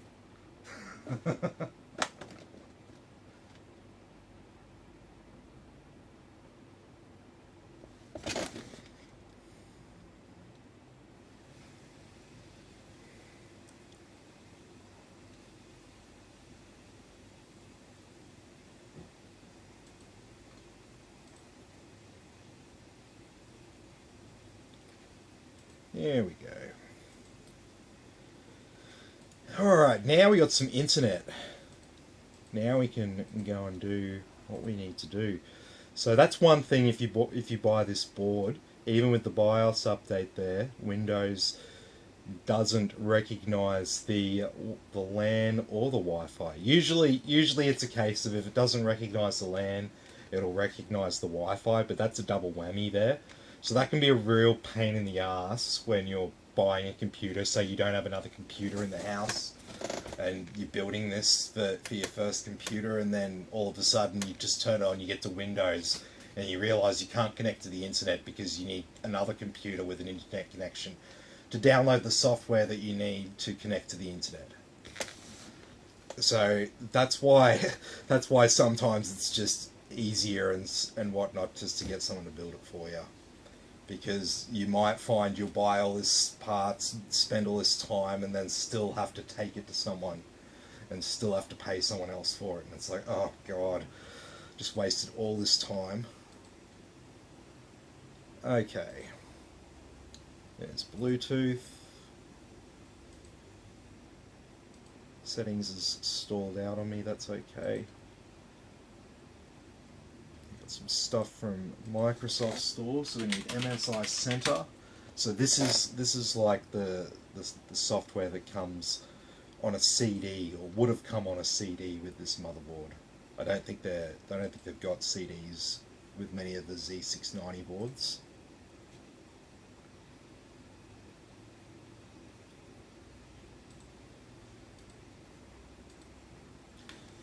And we'll get Cinebench here for our stress test.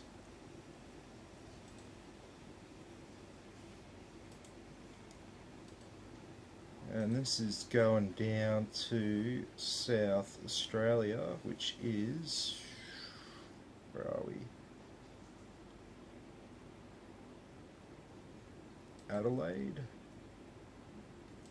Even after a long time of the water running in the bathroom too, it tastes good. Cool. Yay, no more river water. Yeah, that sucked. Christine said the tap water in Brisbane tastes alright again. So that's good.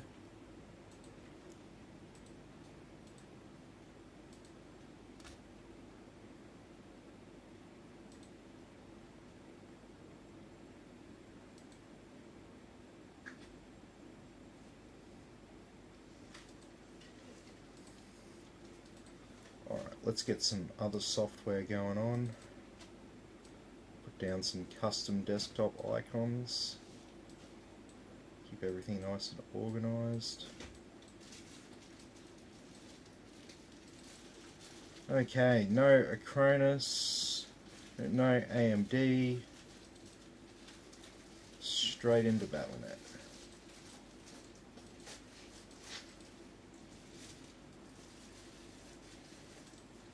Install all those bits and pieces that come with our motherboard.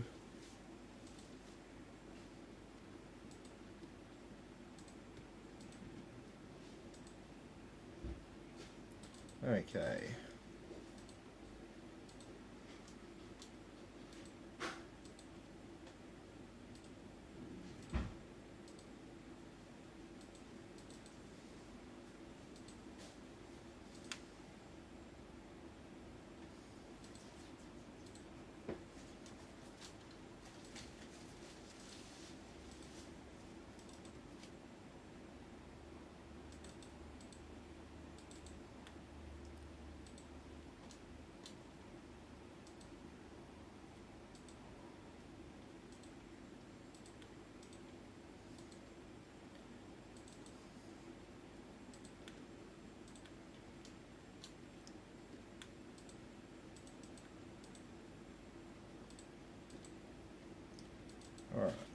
Geforce Experience. You want to make an account and sign into this app and get the latest game ready drivers from NVIDIA. That will just make sure you won't have any issues with games, or have as few issues with games as possible.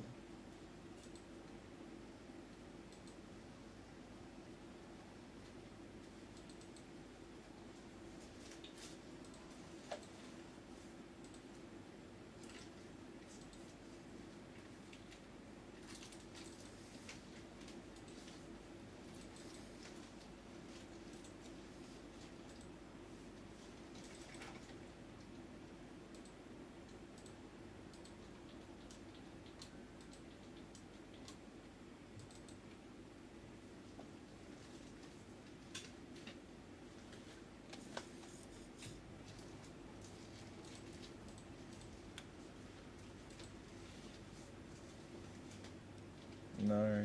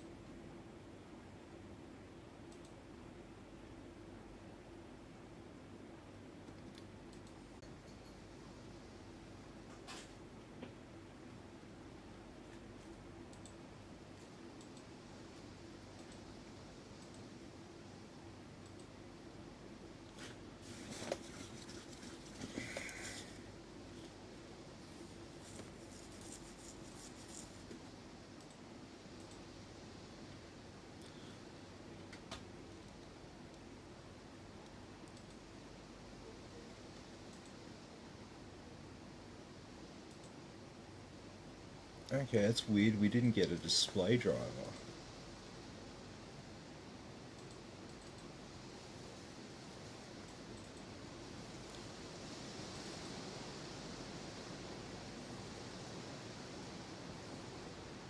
Actually, fuck that. What am I doing?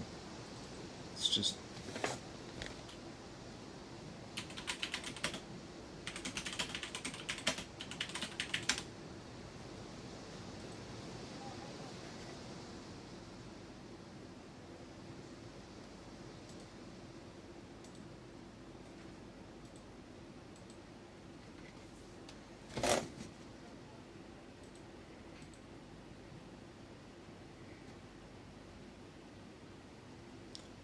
Got fast enough internet, I can download like a 700 megabyte file in a few seconds, so there's no need to worry about that. Let's just install the latest version directly from an NVIDIA. If Windows doesn't want to get us our update for free.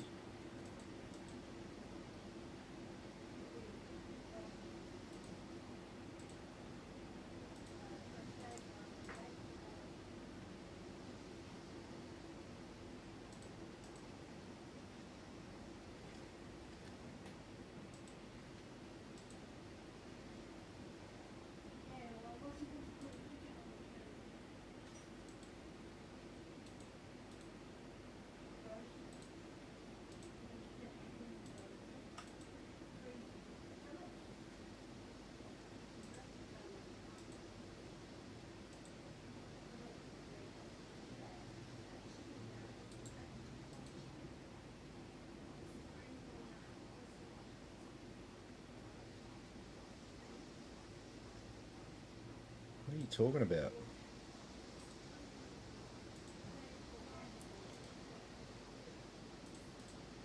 Alright, let's just reboot it.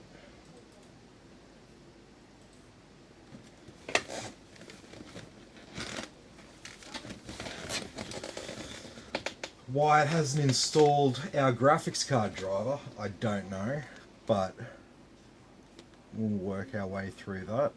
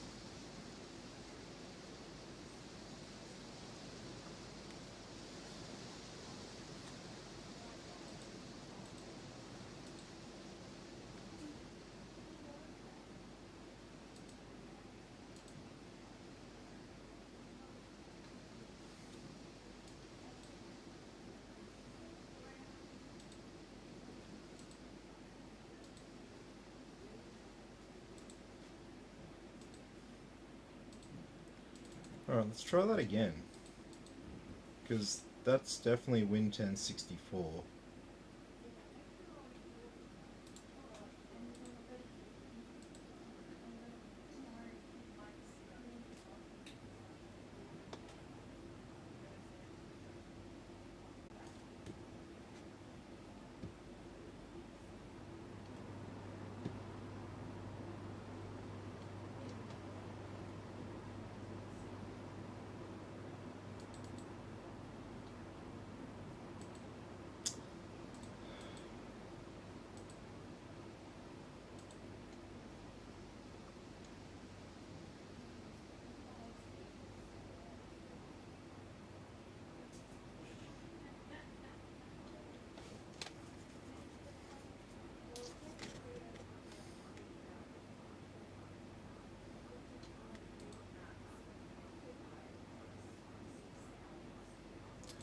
Okay, so I normally don't do any of this sort of stuff, but I'm going to log in. I'm pretty sure I have a business account here.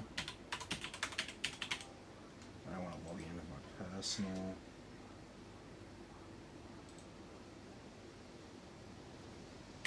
Alright, I'm going to just make one.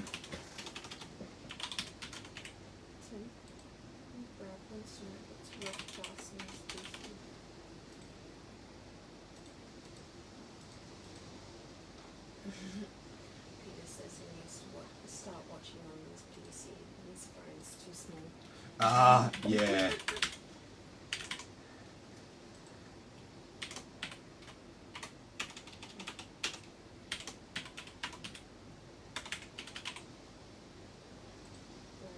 His first Geforce card only used Radeon.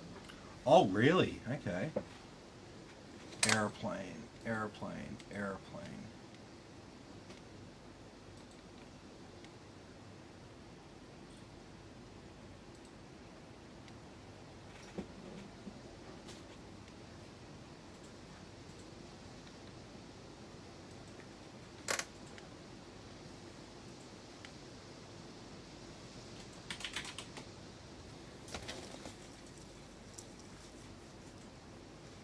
Passwords do not match.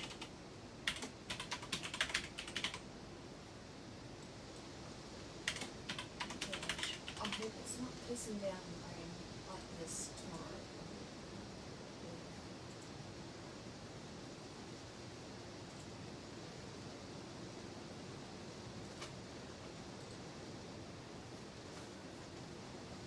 Okay.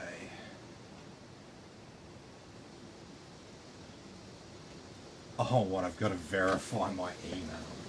Of course I do. Of course I do. Tim, Yeah. can I leave you with, like, you know, technology, like the switch to pick up to a room? Yeah. I've got everything under control. I can't find the HDMI cable for it. Oh, you can use any HDMI cable. But Yeah. there's also, I'm missing the power supply cable for this thing. Isn't it a USB-C? AC adapter.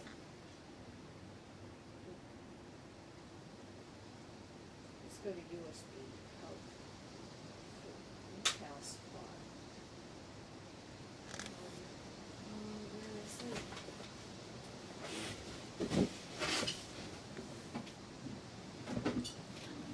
Oh, there's my camera battery charger. Yeah, fuck yeah. Okay, get Not what that I'm game looking ready for. driver sorted.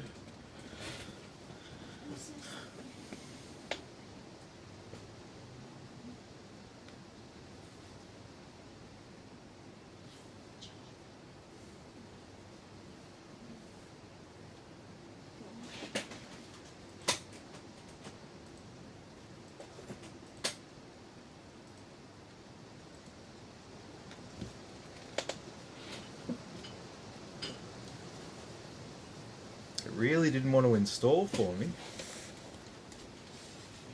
But we can force its hand. It's a fuck you, miss. It said "Puck you, miss" with a P. Fuck you, miss. With a P.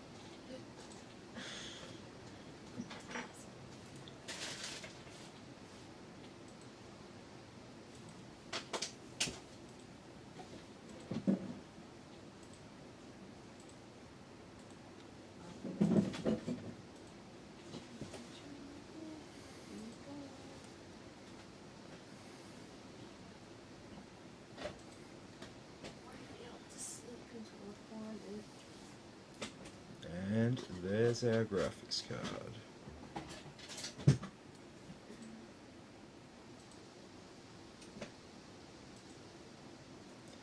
And I'm going to log out of NVIDIA Geforce Experience.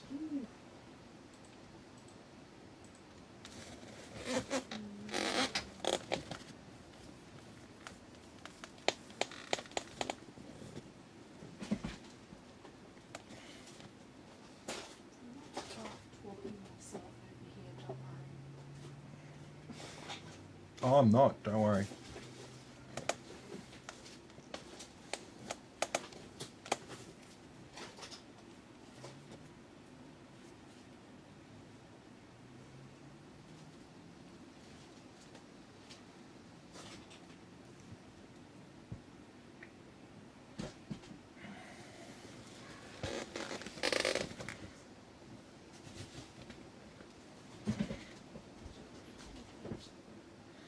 Yeah, if anyone's interested in getting their heads around the physics of a liquid cooler, I would suggest searching on YouTube for physics of airlocks in pipes.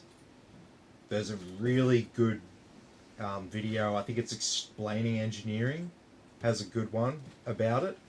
They have a lot of, they've got a lot of clear pipes, and they show you how different types of airlocks form in different types of piping, and what's used to fix and prevent airlocks in pipes. And you'll see that one of the things is the power of the pump. You've got a nice flow of liquid through the system, then it just pushes all the air out of the way. The air's really light. Crappy pump, low powered pump for the amount of water it's got to push around, you're going to get airlocks starting to form. But yeah, definitely look up the physics of airlocks in pipes, and like I said, there's a Explaining Engineering video that's really, really good, and it'll just help you get your head around the physics of what's going on inside the liquid cooler. Sorry.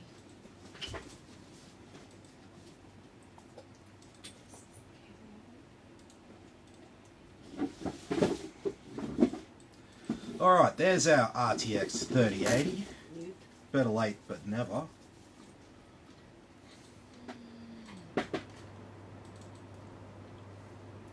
We'll set up MSI Afterburner. And we've got another SSD to set up as well.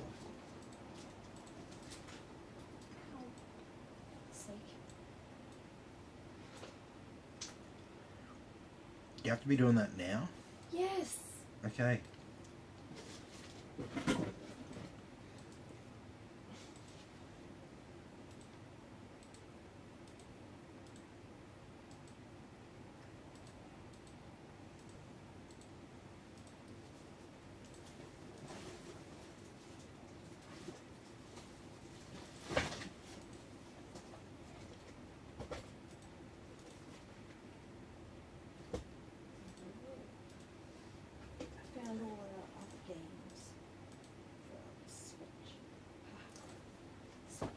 Alright.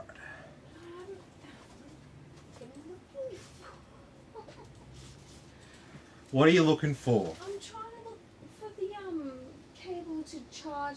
I've got it over here. I've got it over here. I've got it over here. It's plugged into my thing. Okay? Just relax. Just relax. Heisenberg says, relax. Yeah, well, I kind of feel like.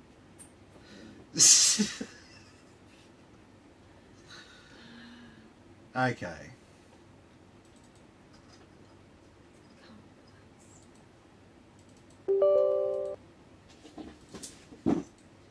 I know that once I get like everything packed, I swear to God, I'm gonna fucking forget something. That's why you need to relax. If you relax, you probably remember everything. Shut up, Tim. Yeah, have a bag of bolts. That's your bag of bolts from the power supply. When you ask me where there's more bolts. It was on the floor. Alright, so let's run Heaven now, just on the out-of-the-box settings. High, no anti-aliasing. So, 3080 makes an absolute mockery of all these benchmarks anyway, so... Tim, yeah. wants to know is that cool single. So this will just be a single turbine pump on this one. But it's not gonna, like, you wouldn't really need a twin turbine pump on a standard AIO. It's probably more of a marketing thing to have it in there. The main thing with the in-wind cooler that I like is the fact that we've got a under $200 360mm radiator cooler with a good pump in it, and it's got a 5-year warranty. That's the big thing, right? That 5-year warranty is gold. warranty on an all-in-one liquid cooler is only 1 year. Some of the more decent ones have 2, but it pretty much goes from that. There's very few that have 3-year warranty. After that, it goes up to 5-year warranties on the more high-end ones, like the Corsair and the NZXT, etc. So, yeah, to get that long warranty on the cooler under a certain price, that's the thing that really stands out about it. So the physics involved with the pumps and needing a good powerful pump, that becomes more of a factor when you have a custom loop with lots and lots of hoses going everywhere, tubes going everywhere, I should say. So, yeah, essentially, like I said, if you want to understand the physics a little better, look up that airlocks in pipes, and I think it's explaining engineering or whatever. I haven't read the video on it, so it's very visual. So if you're finding it a little bit hard to conceptualize what I'm talking about here, you'll watch the video and then it will just make complete sense to you, because it's not like this concept might sound kind of advanced, but it's actually really simple concept. Once you see it like with clear pipes and examples of it, it's just like, oh that makes so much sense now. Now I fully understand what's going on with this thing.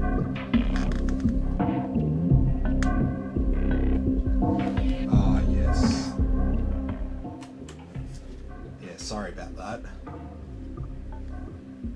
It's always up really loud by default.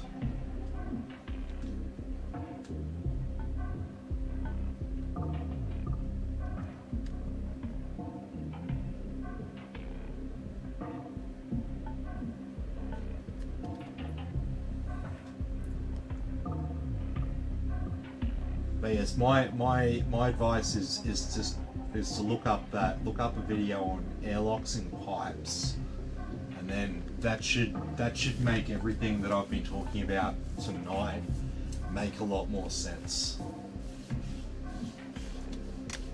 Because it's one thing to say the words, and it's another thing of like watching a physical example of exactly what I'm talking about in front of your eyes in a clear pipe.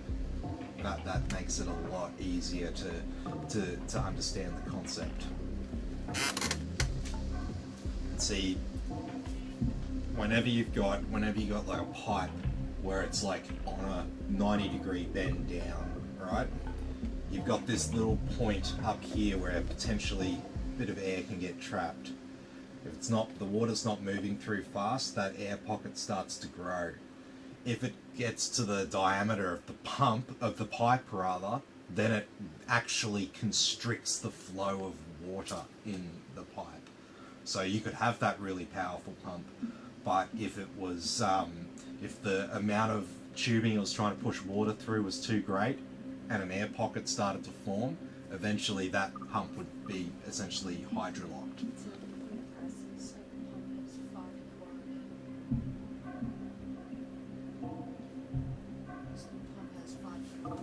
No, so this cooler here has only got a 2-year warranty on the pump. I was talking about the in-win one that's out of stock. Yeah, that's the one I have been using in a lot of builds recently.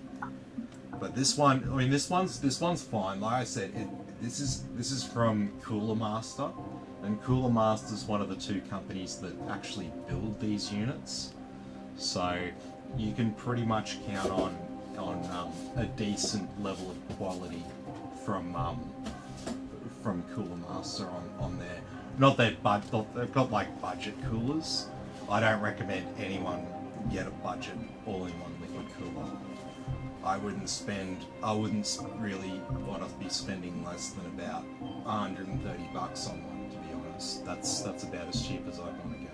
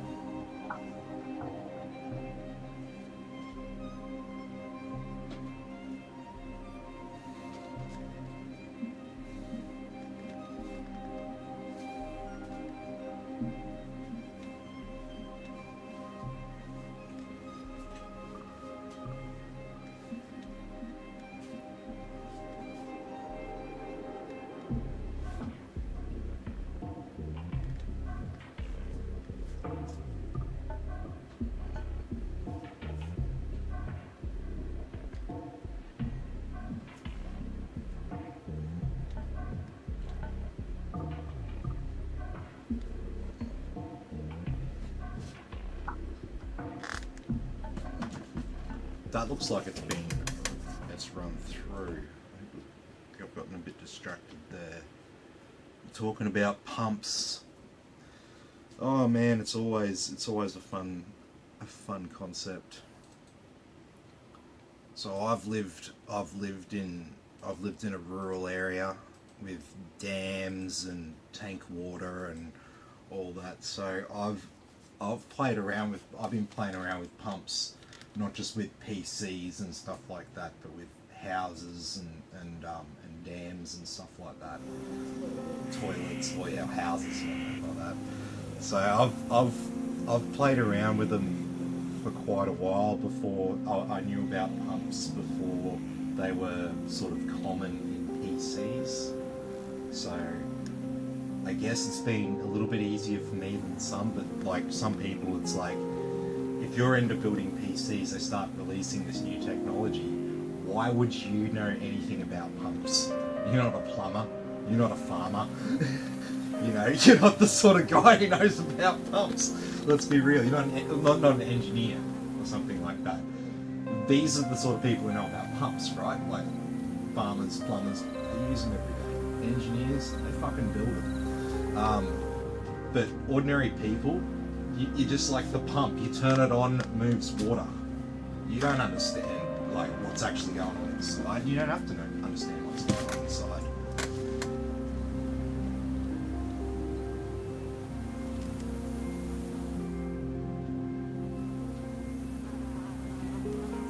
Typical Thursday night crowd here tonight. Thursday night's one of our lowest nights for viewership. Do people even do that anymore though? Yeah, I don't think many people do Thursday night shopping anymore. I think that's almost completely redundant at this stage. Definitely during COVID. Yeah.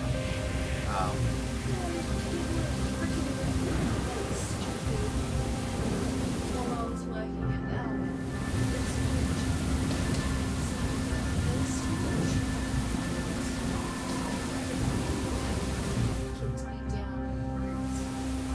Yeah, but Ipswich, yeah, but Ipswich is like 10 years plus culturally behind the rest of the time ticks slower in Ipswich, man. It just ticks slower.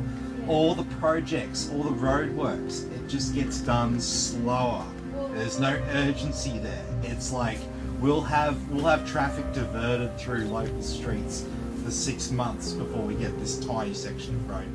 That's what it's like out there. There's no urgency. There's no money there anymore because the previous government there just destroyed it. Yeah. That'll happen. That'll happen in 2050, babe. That's when that project will be complete. They're in the middle of doing it. They're in the middle of doing one building as part of it, like probably in the middle of doing 5% of it. Everything moves slower in Ipswich. Yes, Time moves slower in Ipswich. Culturally, people are set in their ways, and yeah, like for PCs and stuff like that, the average person in the Ipswich area spends between $600 and $1,200 on a PC.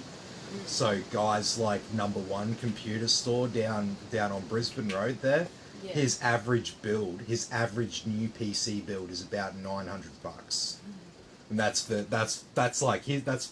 Ipswich, right? That's his area, right? Makes sense. Yeah. There's a lot of lovely people out in Ipswich. Ipswich is awesome, man. Like honestly, you live in Ipswich. You can save like Wynnum for like a year now, and to be honest, Ipswich people are actually fucking nicer. Even the oldies, they're even nicer out that way. I didn't find that at I all got a lot with of like Coles. cranky No, I found that from a supermarket perspective, when you move into lower socioeconomic regions, the level of aggression and anger from customers over minor things is greatly increased because it's about passive aggressive. yeah, you'll get that, but like you get people who absolutely lose their shit because you haven't got one fucking item that's the cheapest thing. Yeah, but it's not. I'd never seen anything like it. I'd never worked in the region. I went to open a new store at Coles in the centre of Ipswich, and I could not believe the shit that customers would be aggressive and yelling and angry over. Like absolute non-issues, man. Like, sorry, we're out of Coles 2-litre fucking vanilla ice cream and you're gonna have to spend 40 cents more and get the fucking Buller one that's half price on special, and you're gonna have a cry and get like aggressive at the team members because you have to spend a little bit more. Yeah. See, the thing is, this is what it is. This is what I learned, that the fact that if you as a supermarket, you're out of stock of certain things, the customer comes shopping. If a customer's on a lower wage, they have to spend a higher percentage of their weekly earnings in your store just to survive, because we're talking about groceries here. So we're just talking about food to survive. And so when it's a higher percentage of your income that you're spending on food, you get more triggered and more emotionally charged about small little increases in that cost. So you think that going to a rich area and working at a supermarket, you get all the snobs and rude people and stuff, but it's actually typically the reverse. Because rich people, you're working in a rich area. I've worked at Ascot in Brisbane, right? And you know that sort of store, it's like, sorry, we don't have that item, and the person's like, oh, it's a shame. Oh well, looks like we're going up to whatever, insert random restaurant name here tonight because I couldn't get the ingredient for what I wanted to cook tonight. But that doesn't fucking matter because I'm not living week to week. I don't care about whether my dinner costs like $10 more tonight or not. It doesn't bother me. And that's the sort of person you typically get in a more affluent area, whereas poorer areas, yeah, just lots of like triggered people. Have a good drag strip, yes. Not anymore. They put extra sets of lights. Yeah, they have. If you know Ipswich, there's basically like a kind of like a racetrack loop around the centre of Ipswich that you can take. And so it's been a thing out there for ages. All the guys, all the car enthusiasts, big auto enthusiast city, Ipswich. It's near the raceway, and you've got the Amberley Air Force Base, so the RAF base is out there as well. So you've got this.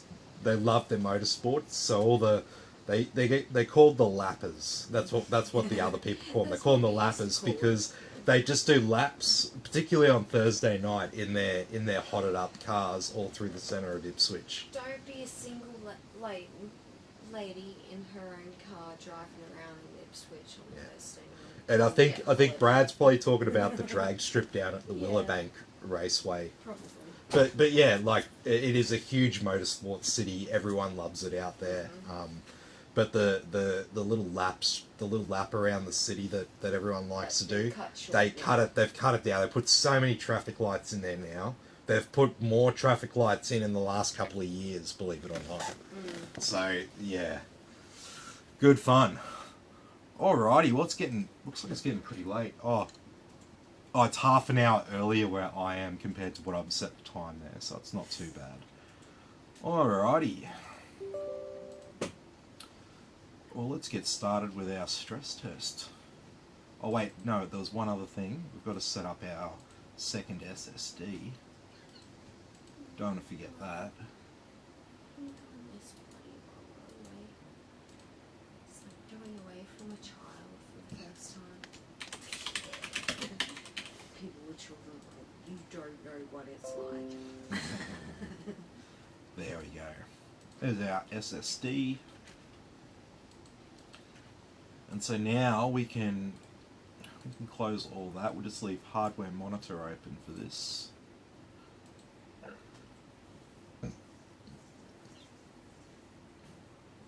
Oh, did Cinebench not download?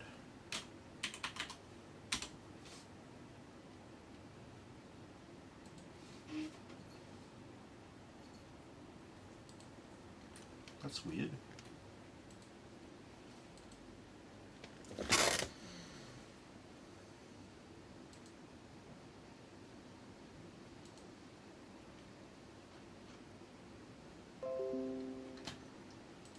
Okay.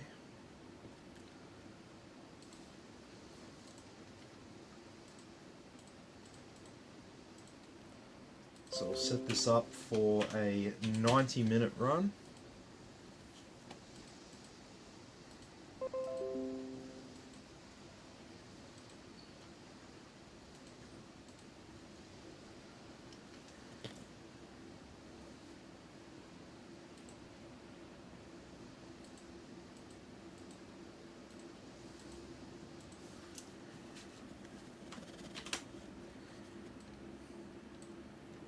And the graphics card there as well. Ooh. What's going on here?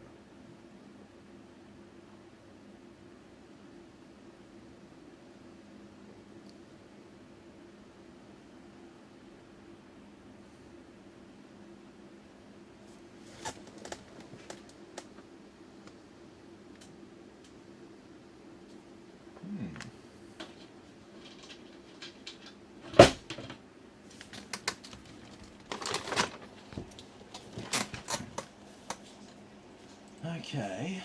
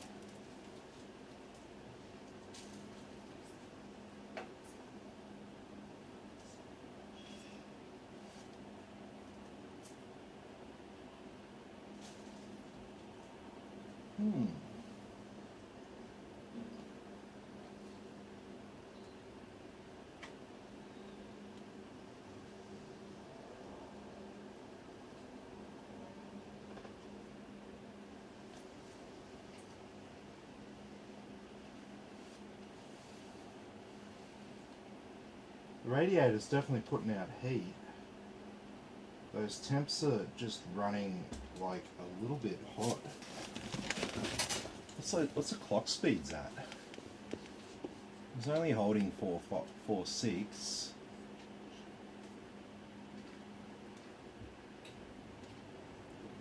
Graphics card's behaving itself.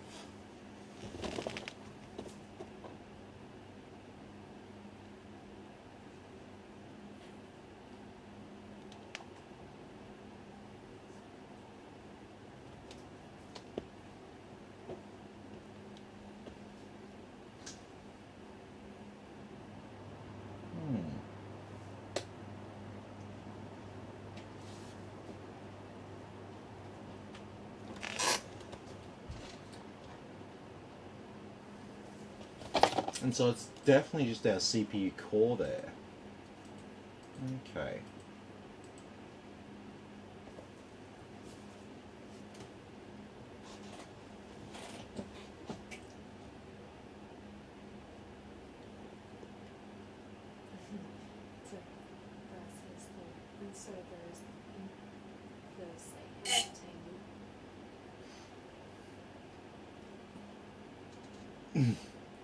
Yeah, basically.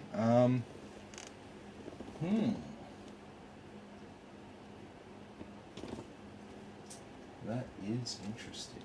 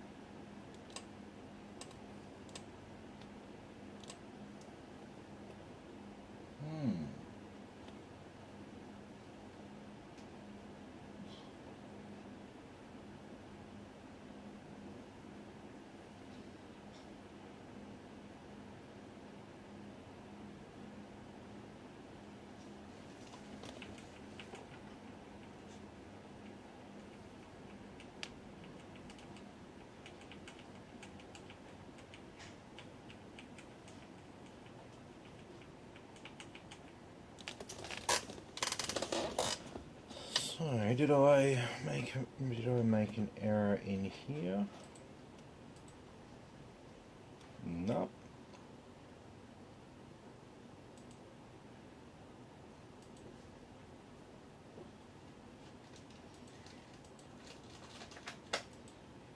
No, that's all fine.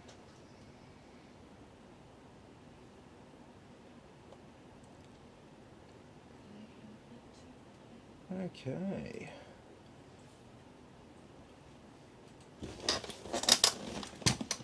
Alrighty. So let's do some investigating.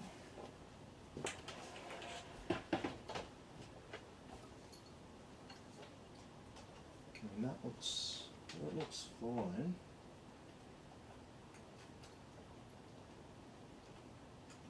Let me see what I see.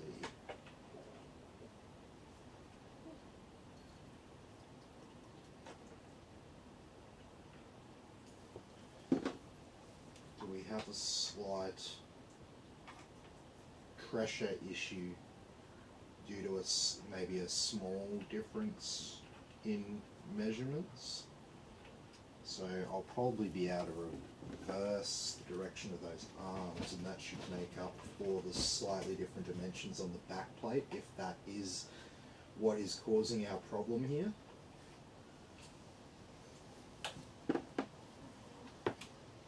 What's up?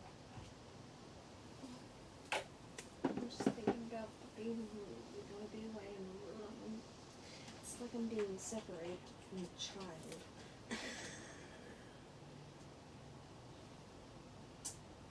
No, that looks sweet, man.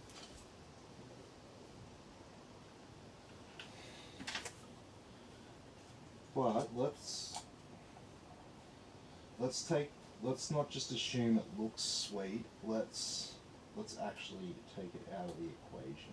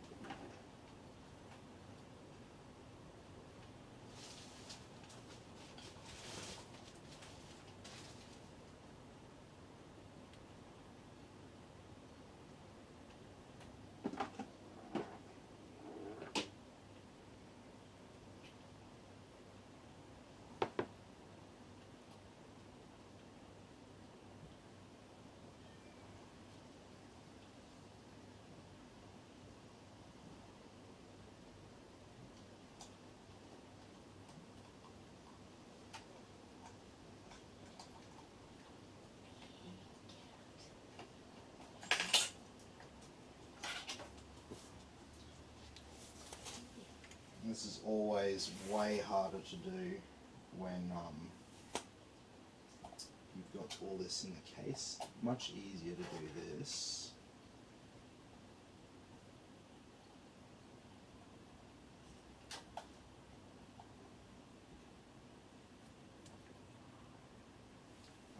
literally won't. It won't even let me put it on this way.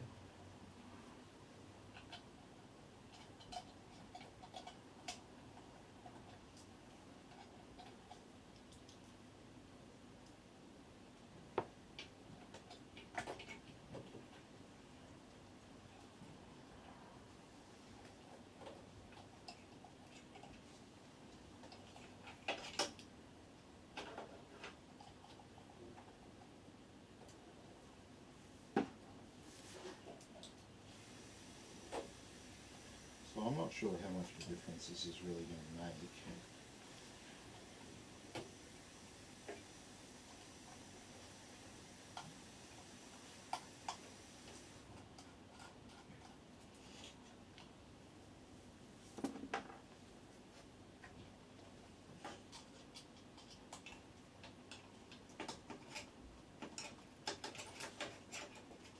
This should allow for a little bit more pressure on the block.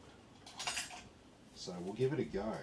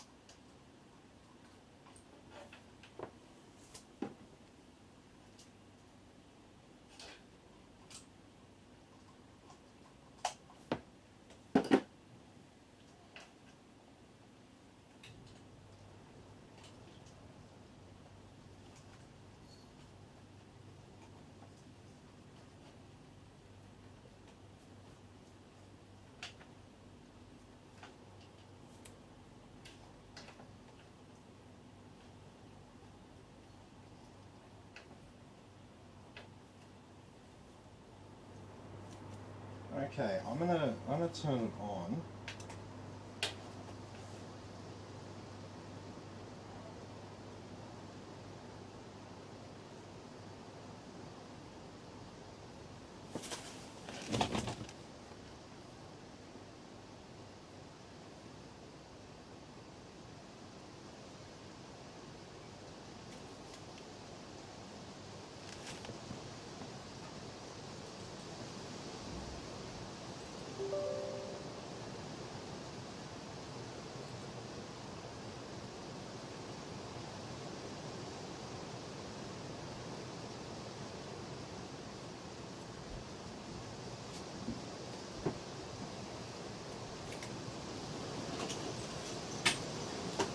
So you can see our idle temperatures are all looking good there.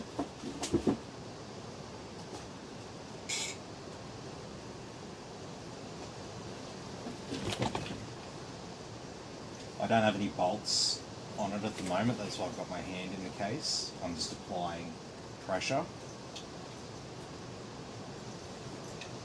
So I'll take my hand away without the pressure.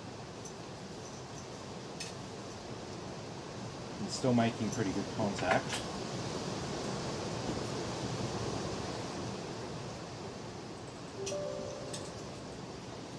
So let's put a less intensive workload onto it.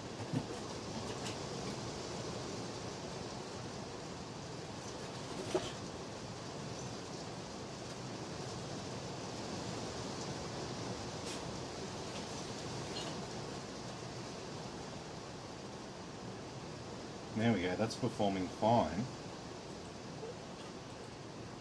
Okay.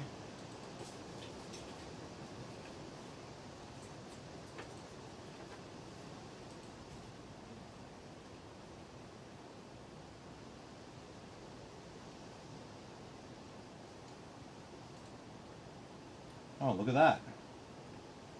In the 80s.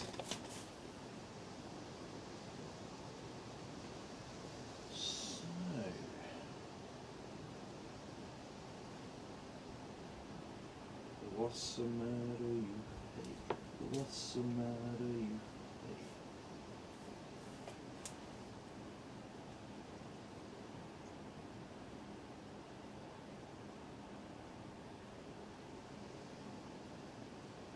Yeah, that's max of 85 there. That's good. So take my hand away. I mean, it should be.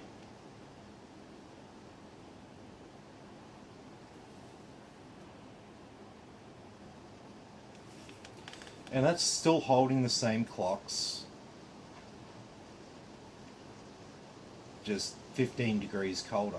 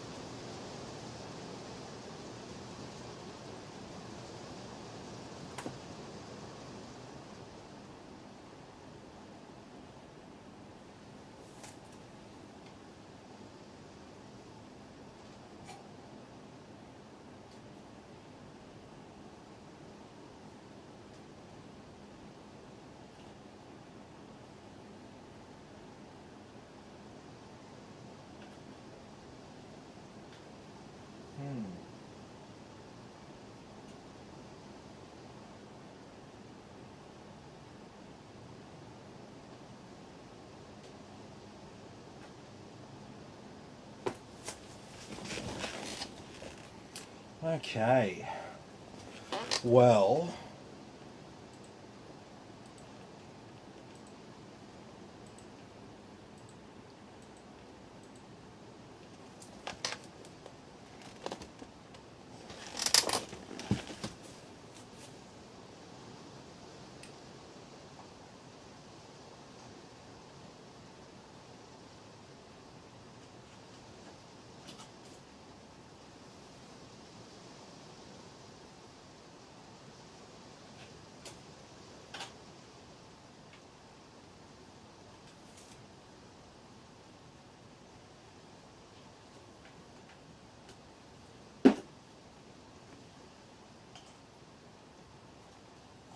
yeah, so this shouldn't make a difference. I'm not sure what was going on there.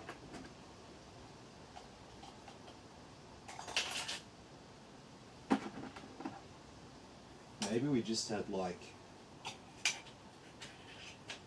a bad mount, so maybe just like a when I pushed it down, like a pocket of air got caught or something.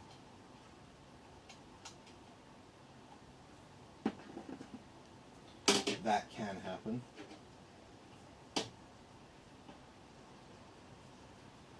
But whatever it was, something was amiss.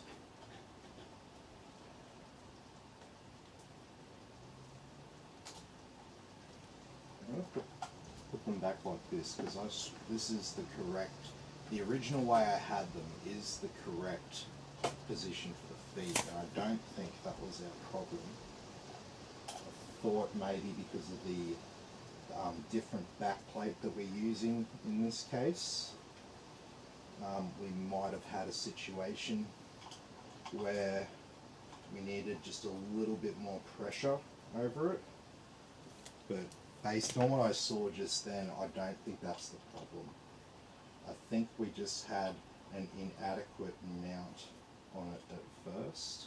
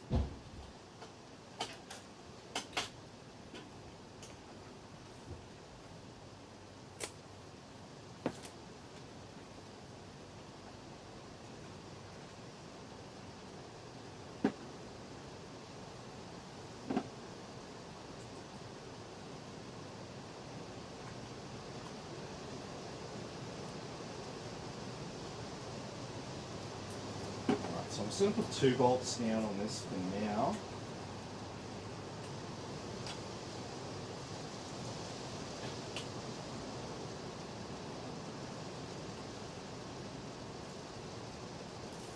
Let's turn it back on.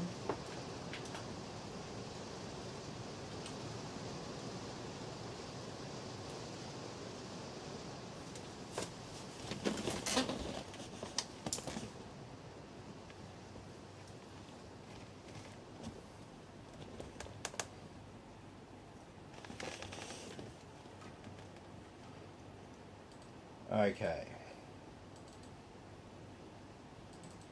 Show me some 85-degree goodness.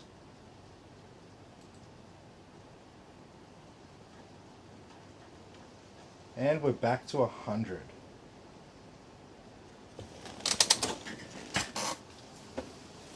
What the hell is going on here?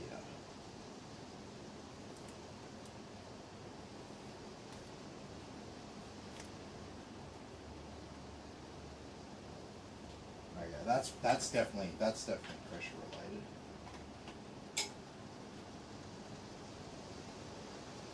Are these bolts limiting me?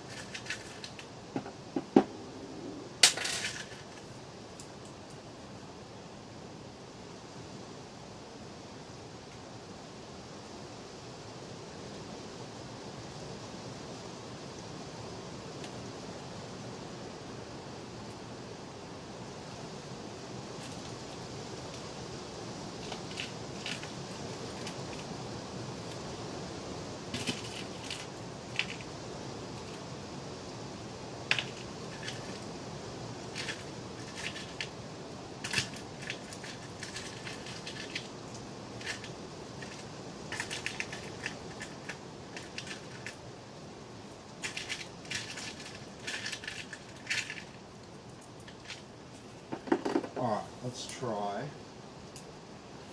Oh, that's dirty.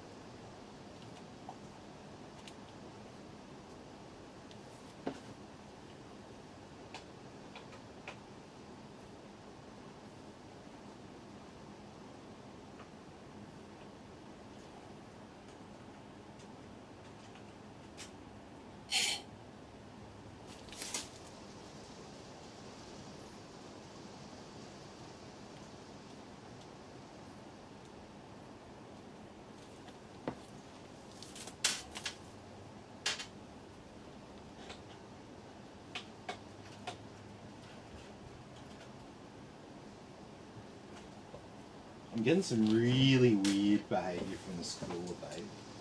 Really? Yeah. Let's go. For some reason, it's not playing nice.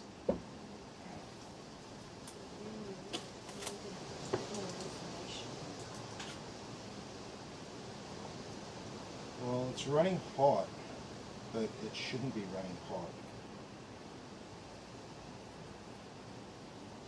That's all mounted, but check this out.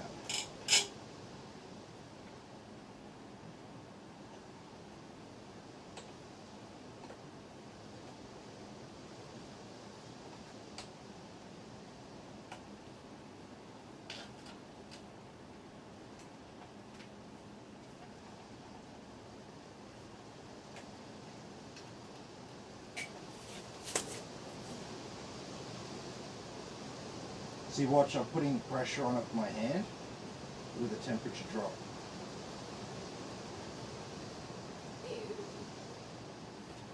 Take my hand away.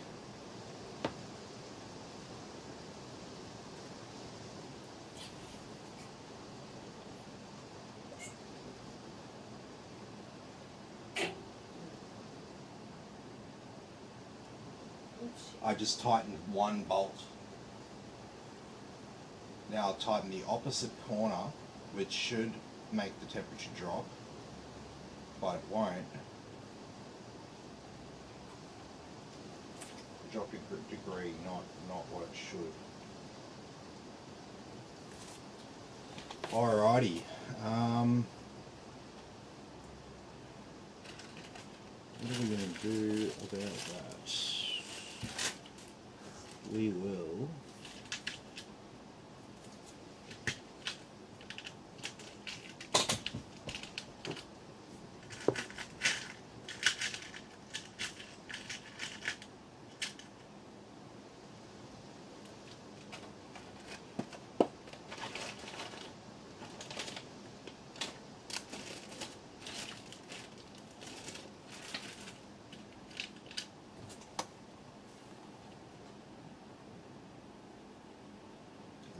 pressure drops right down.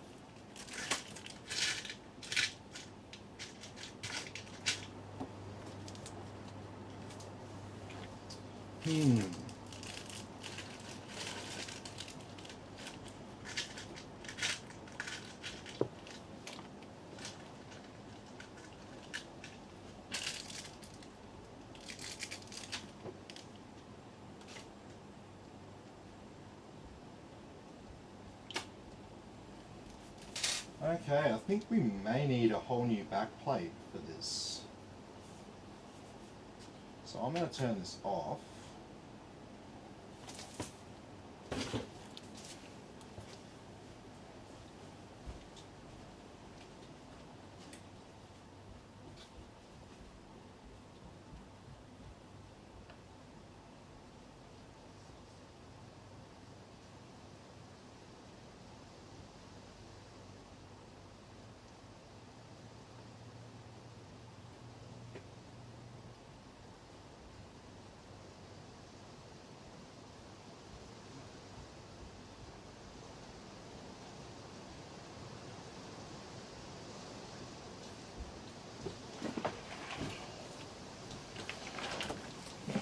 Okay, we will go to my big box of spare tool parts.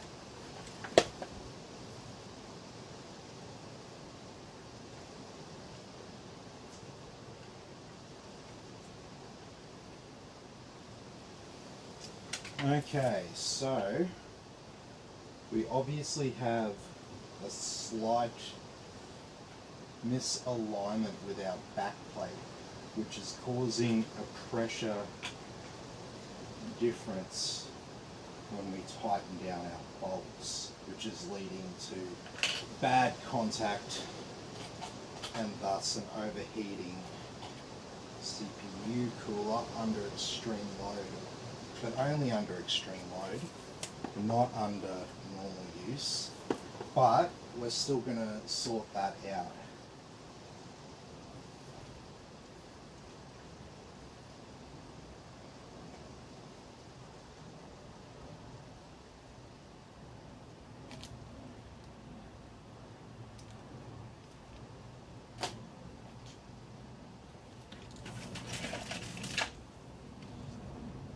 Definitely need these.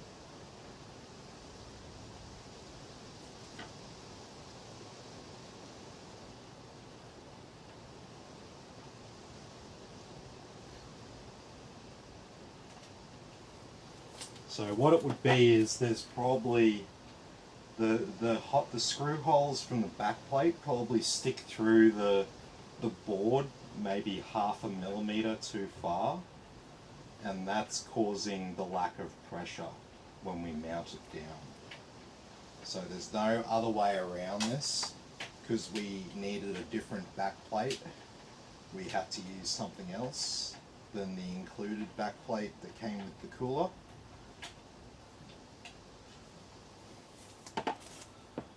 Alrighty, so honestly, at this stage,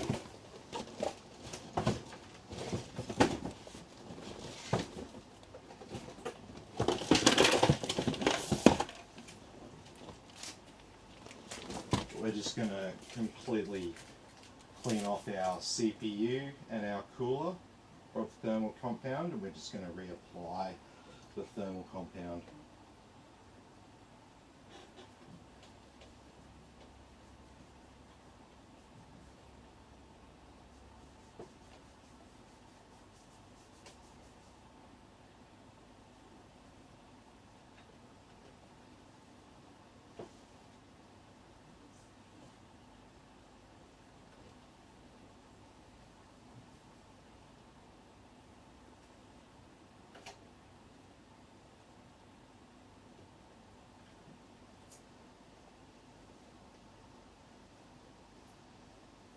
Okay, so just clean that off with some isopropyl alcohol wipes.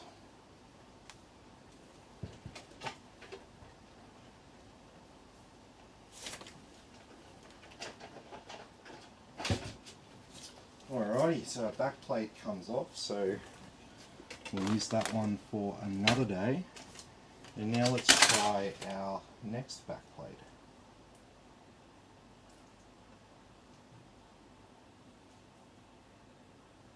This has a little bit of adhesive to make it easy for us.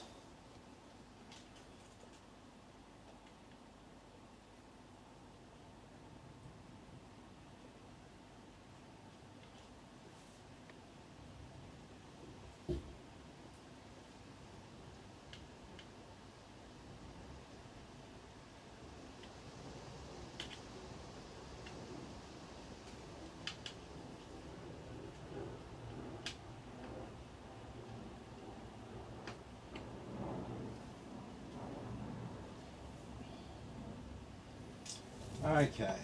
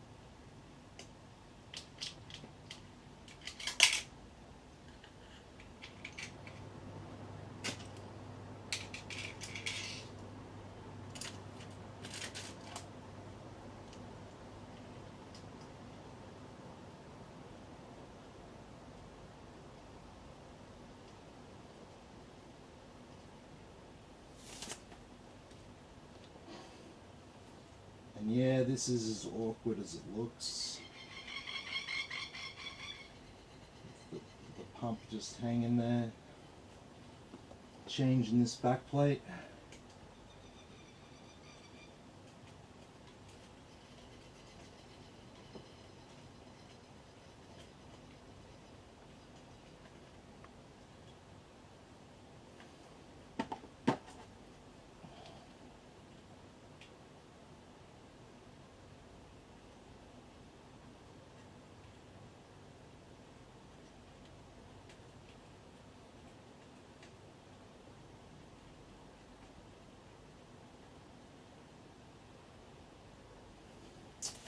Okay. So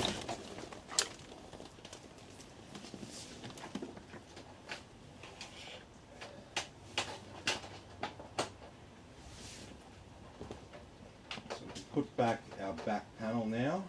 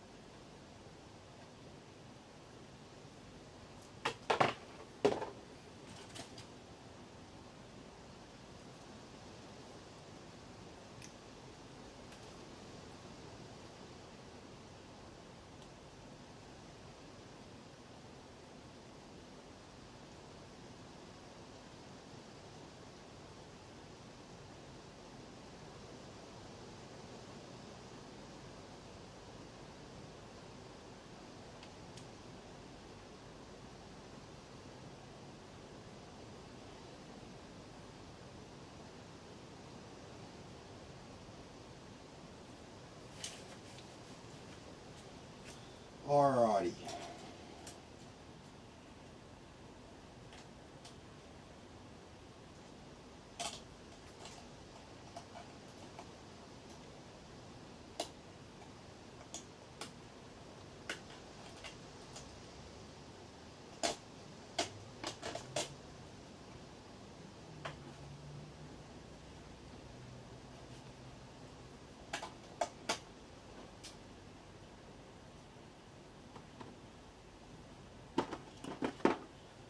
Let's use these big chunky bolts here. I think these ones have a longer thread so we can make sure that they're tightened all the way down.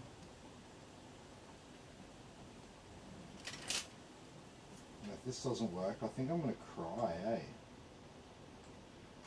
Yeah, I think crying sounds about right. Because it'd be just my luck that the last PC I build before I go on holidays, I'm having a random unforeseen issue with.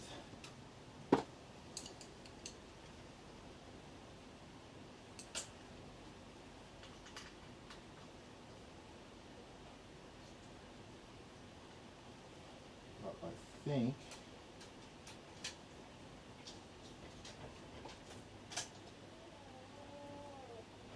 this will make everything okay.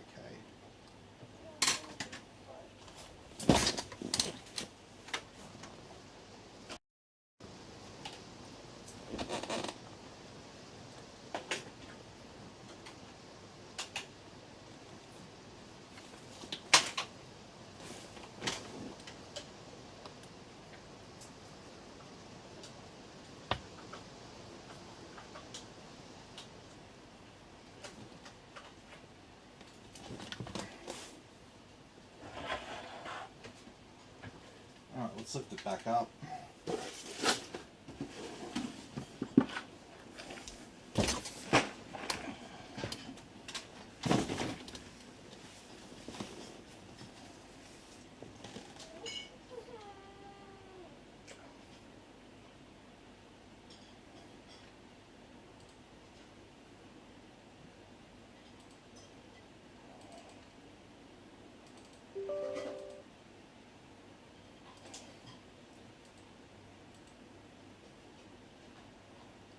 going to cry.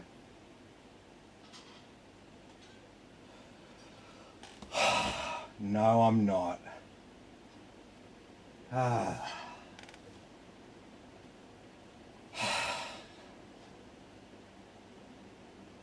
Thank fuck for that.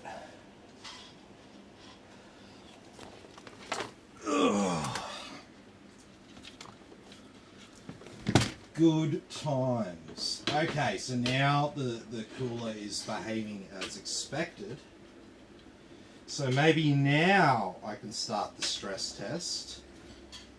And it will actually be a stress test that will be completed.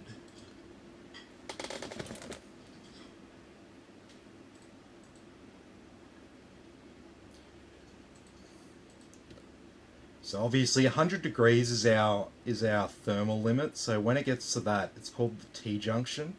And when it gets to that limit, it cuts its power to stop itself from getting too hot.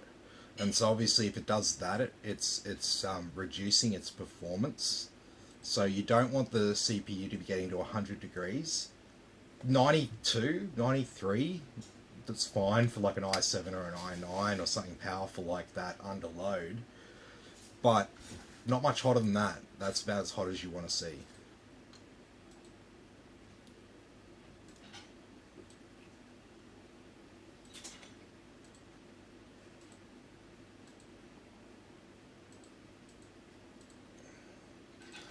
Okay, so we're going to set this up for a 90-minute run.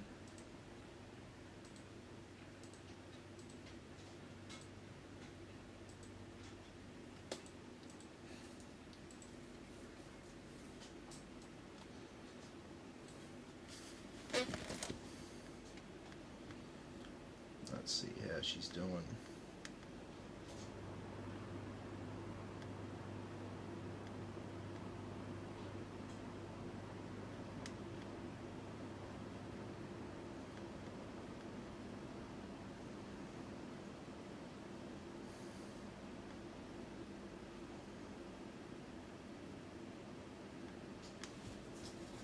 That is much, much better.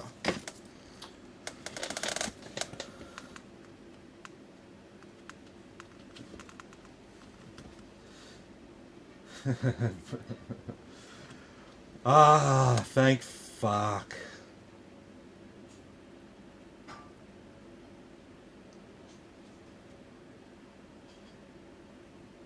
See, I don't mind seeing it get slightly warm while I'm doing this, right? Like, that's okay. This is fine, what we're seeing now. Spiking straight up to 100 degrees when you start to do something, nah, that is not normal. It should never do that.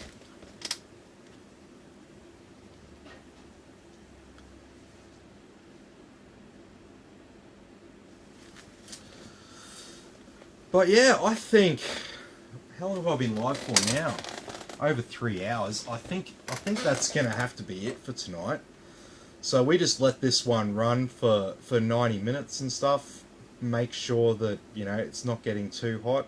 I'd say this one is going to start maxing out mid-90s after a little bit of time. If we move over to our graphics card, we've got the nice little graph on the bottom there. So as we can see, we're up to 60 degrees now, and we're starting to plateau out. So we're probably not going to see the card get too much hotter than that. So there's plenty of potential on the card. You could overclock that a bit and get a bit more out of it if you're into that. And yeah, we'll just let the Cinebench render go through and log all the temps. And then, yeah. It should be all sweet for me to pack up and ship out tomorrow morning now. Oh, crisis averted. And Brad says, yeah, it always happens right before holidays. And yeah, he's exactly right. It's exactly right. Right when you were like, yeah, I'm going to have a nice easy night tonight. Nah, something has to go wrong. But fortunately, we had what we needed to get us out of it. So... if you were wondering what exactly was going wrong, I will come up to the camera. So you see this? See this back plate? See how it's got these? See it's got these little screw holes. Stand in front of it, maybe you can see it better. So they stick through the motherboard, but they stick through about 0.5 millimeter too far for the bolt dimensions on the rest of that cooler setup. So when I had the bolts fully tightened down onto that, it wasn't actually mounting down good pressure onto it. So by changing this back plate with a near identical one that just had about 0.5 millimeter less tall bolts on it, that has solved our problem here. So it just goes to show how small a difference sometimes can make a big difference. Alrighty. Well, I think that'll be pretty much it. Don't have many people still watching at this stage, but that's alright. Well, I've been doing this without a break for over a year now, so I guess it's time to say thanks everyone for watching. I really appreciate the support that people have given me over the last 12 months. Please sit tight while I have a week off to relax and recover, and I'll be back just after that, getting back to what we always do, live stream PC builds and repairs. So be sure to like and subscribe, especially on YouTube. We really need to reduce the difference between Facebook and YouTube subscriptions. So I'd like to have 2,000 subs on YouTube. I've got 2,000 plus followers on Facebook, so hoping to try to grow that a little bit more. So if you have YouTube, look me up on YouTube, drop me a sub. Really appreciate it. And thanks everyone for watching. Be sure to like and subscribe, and I'll catch you all in the next video.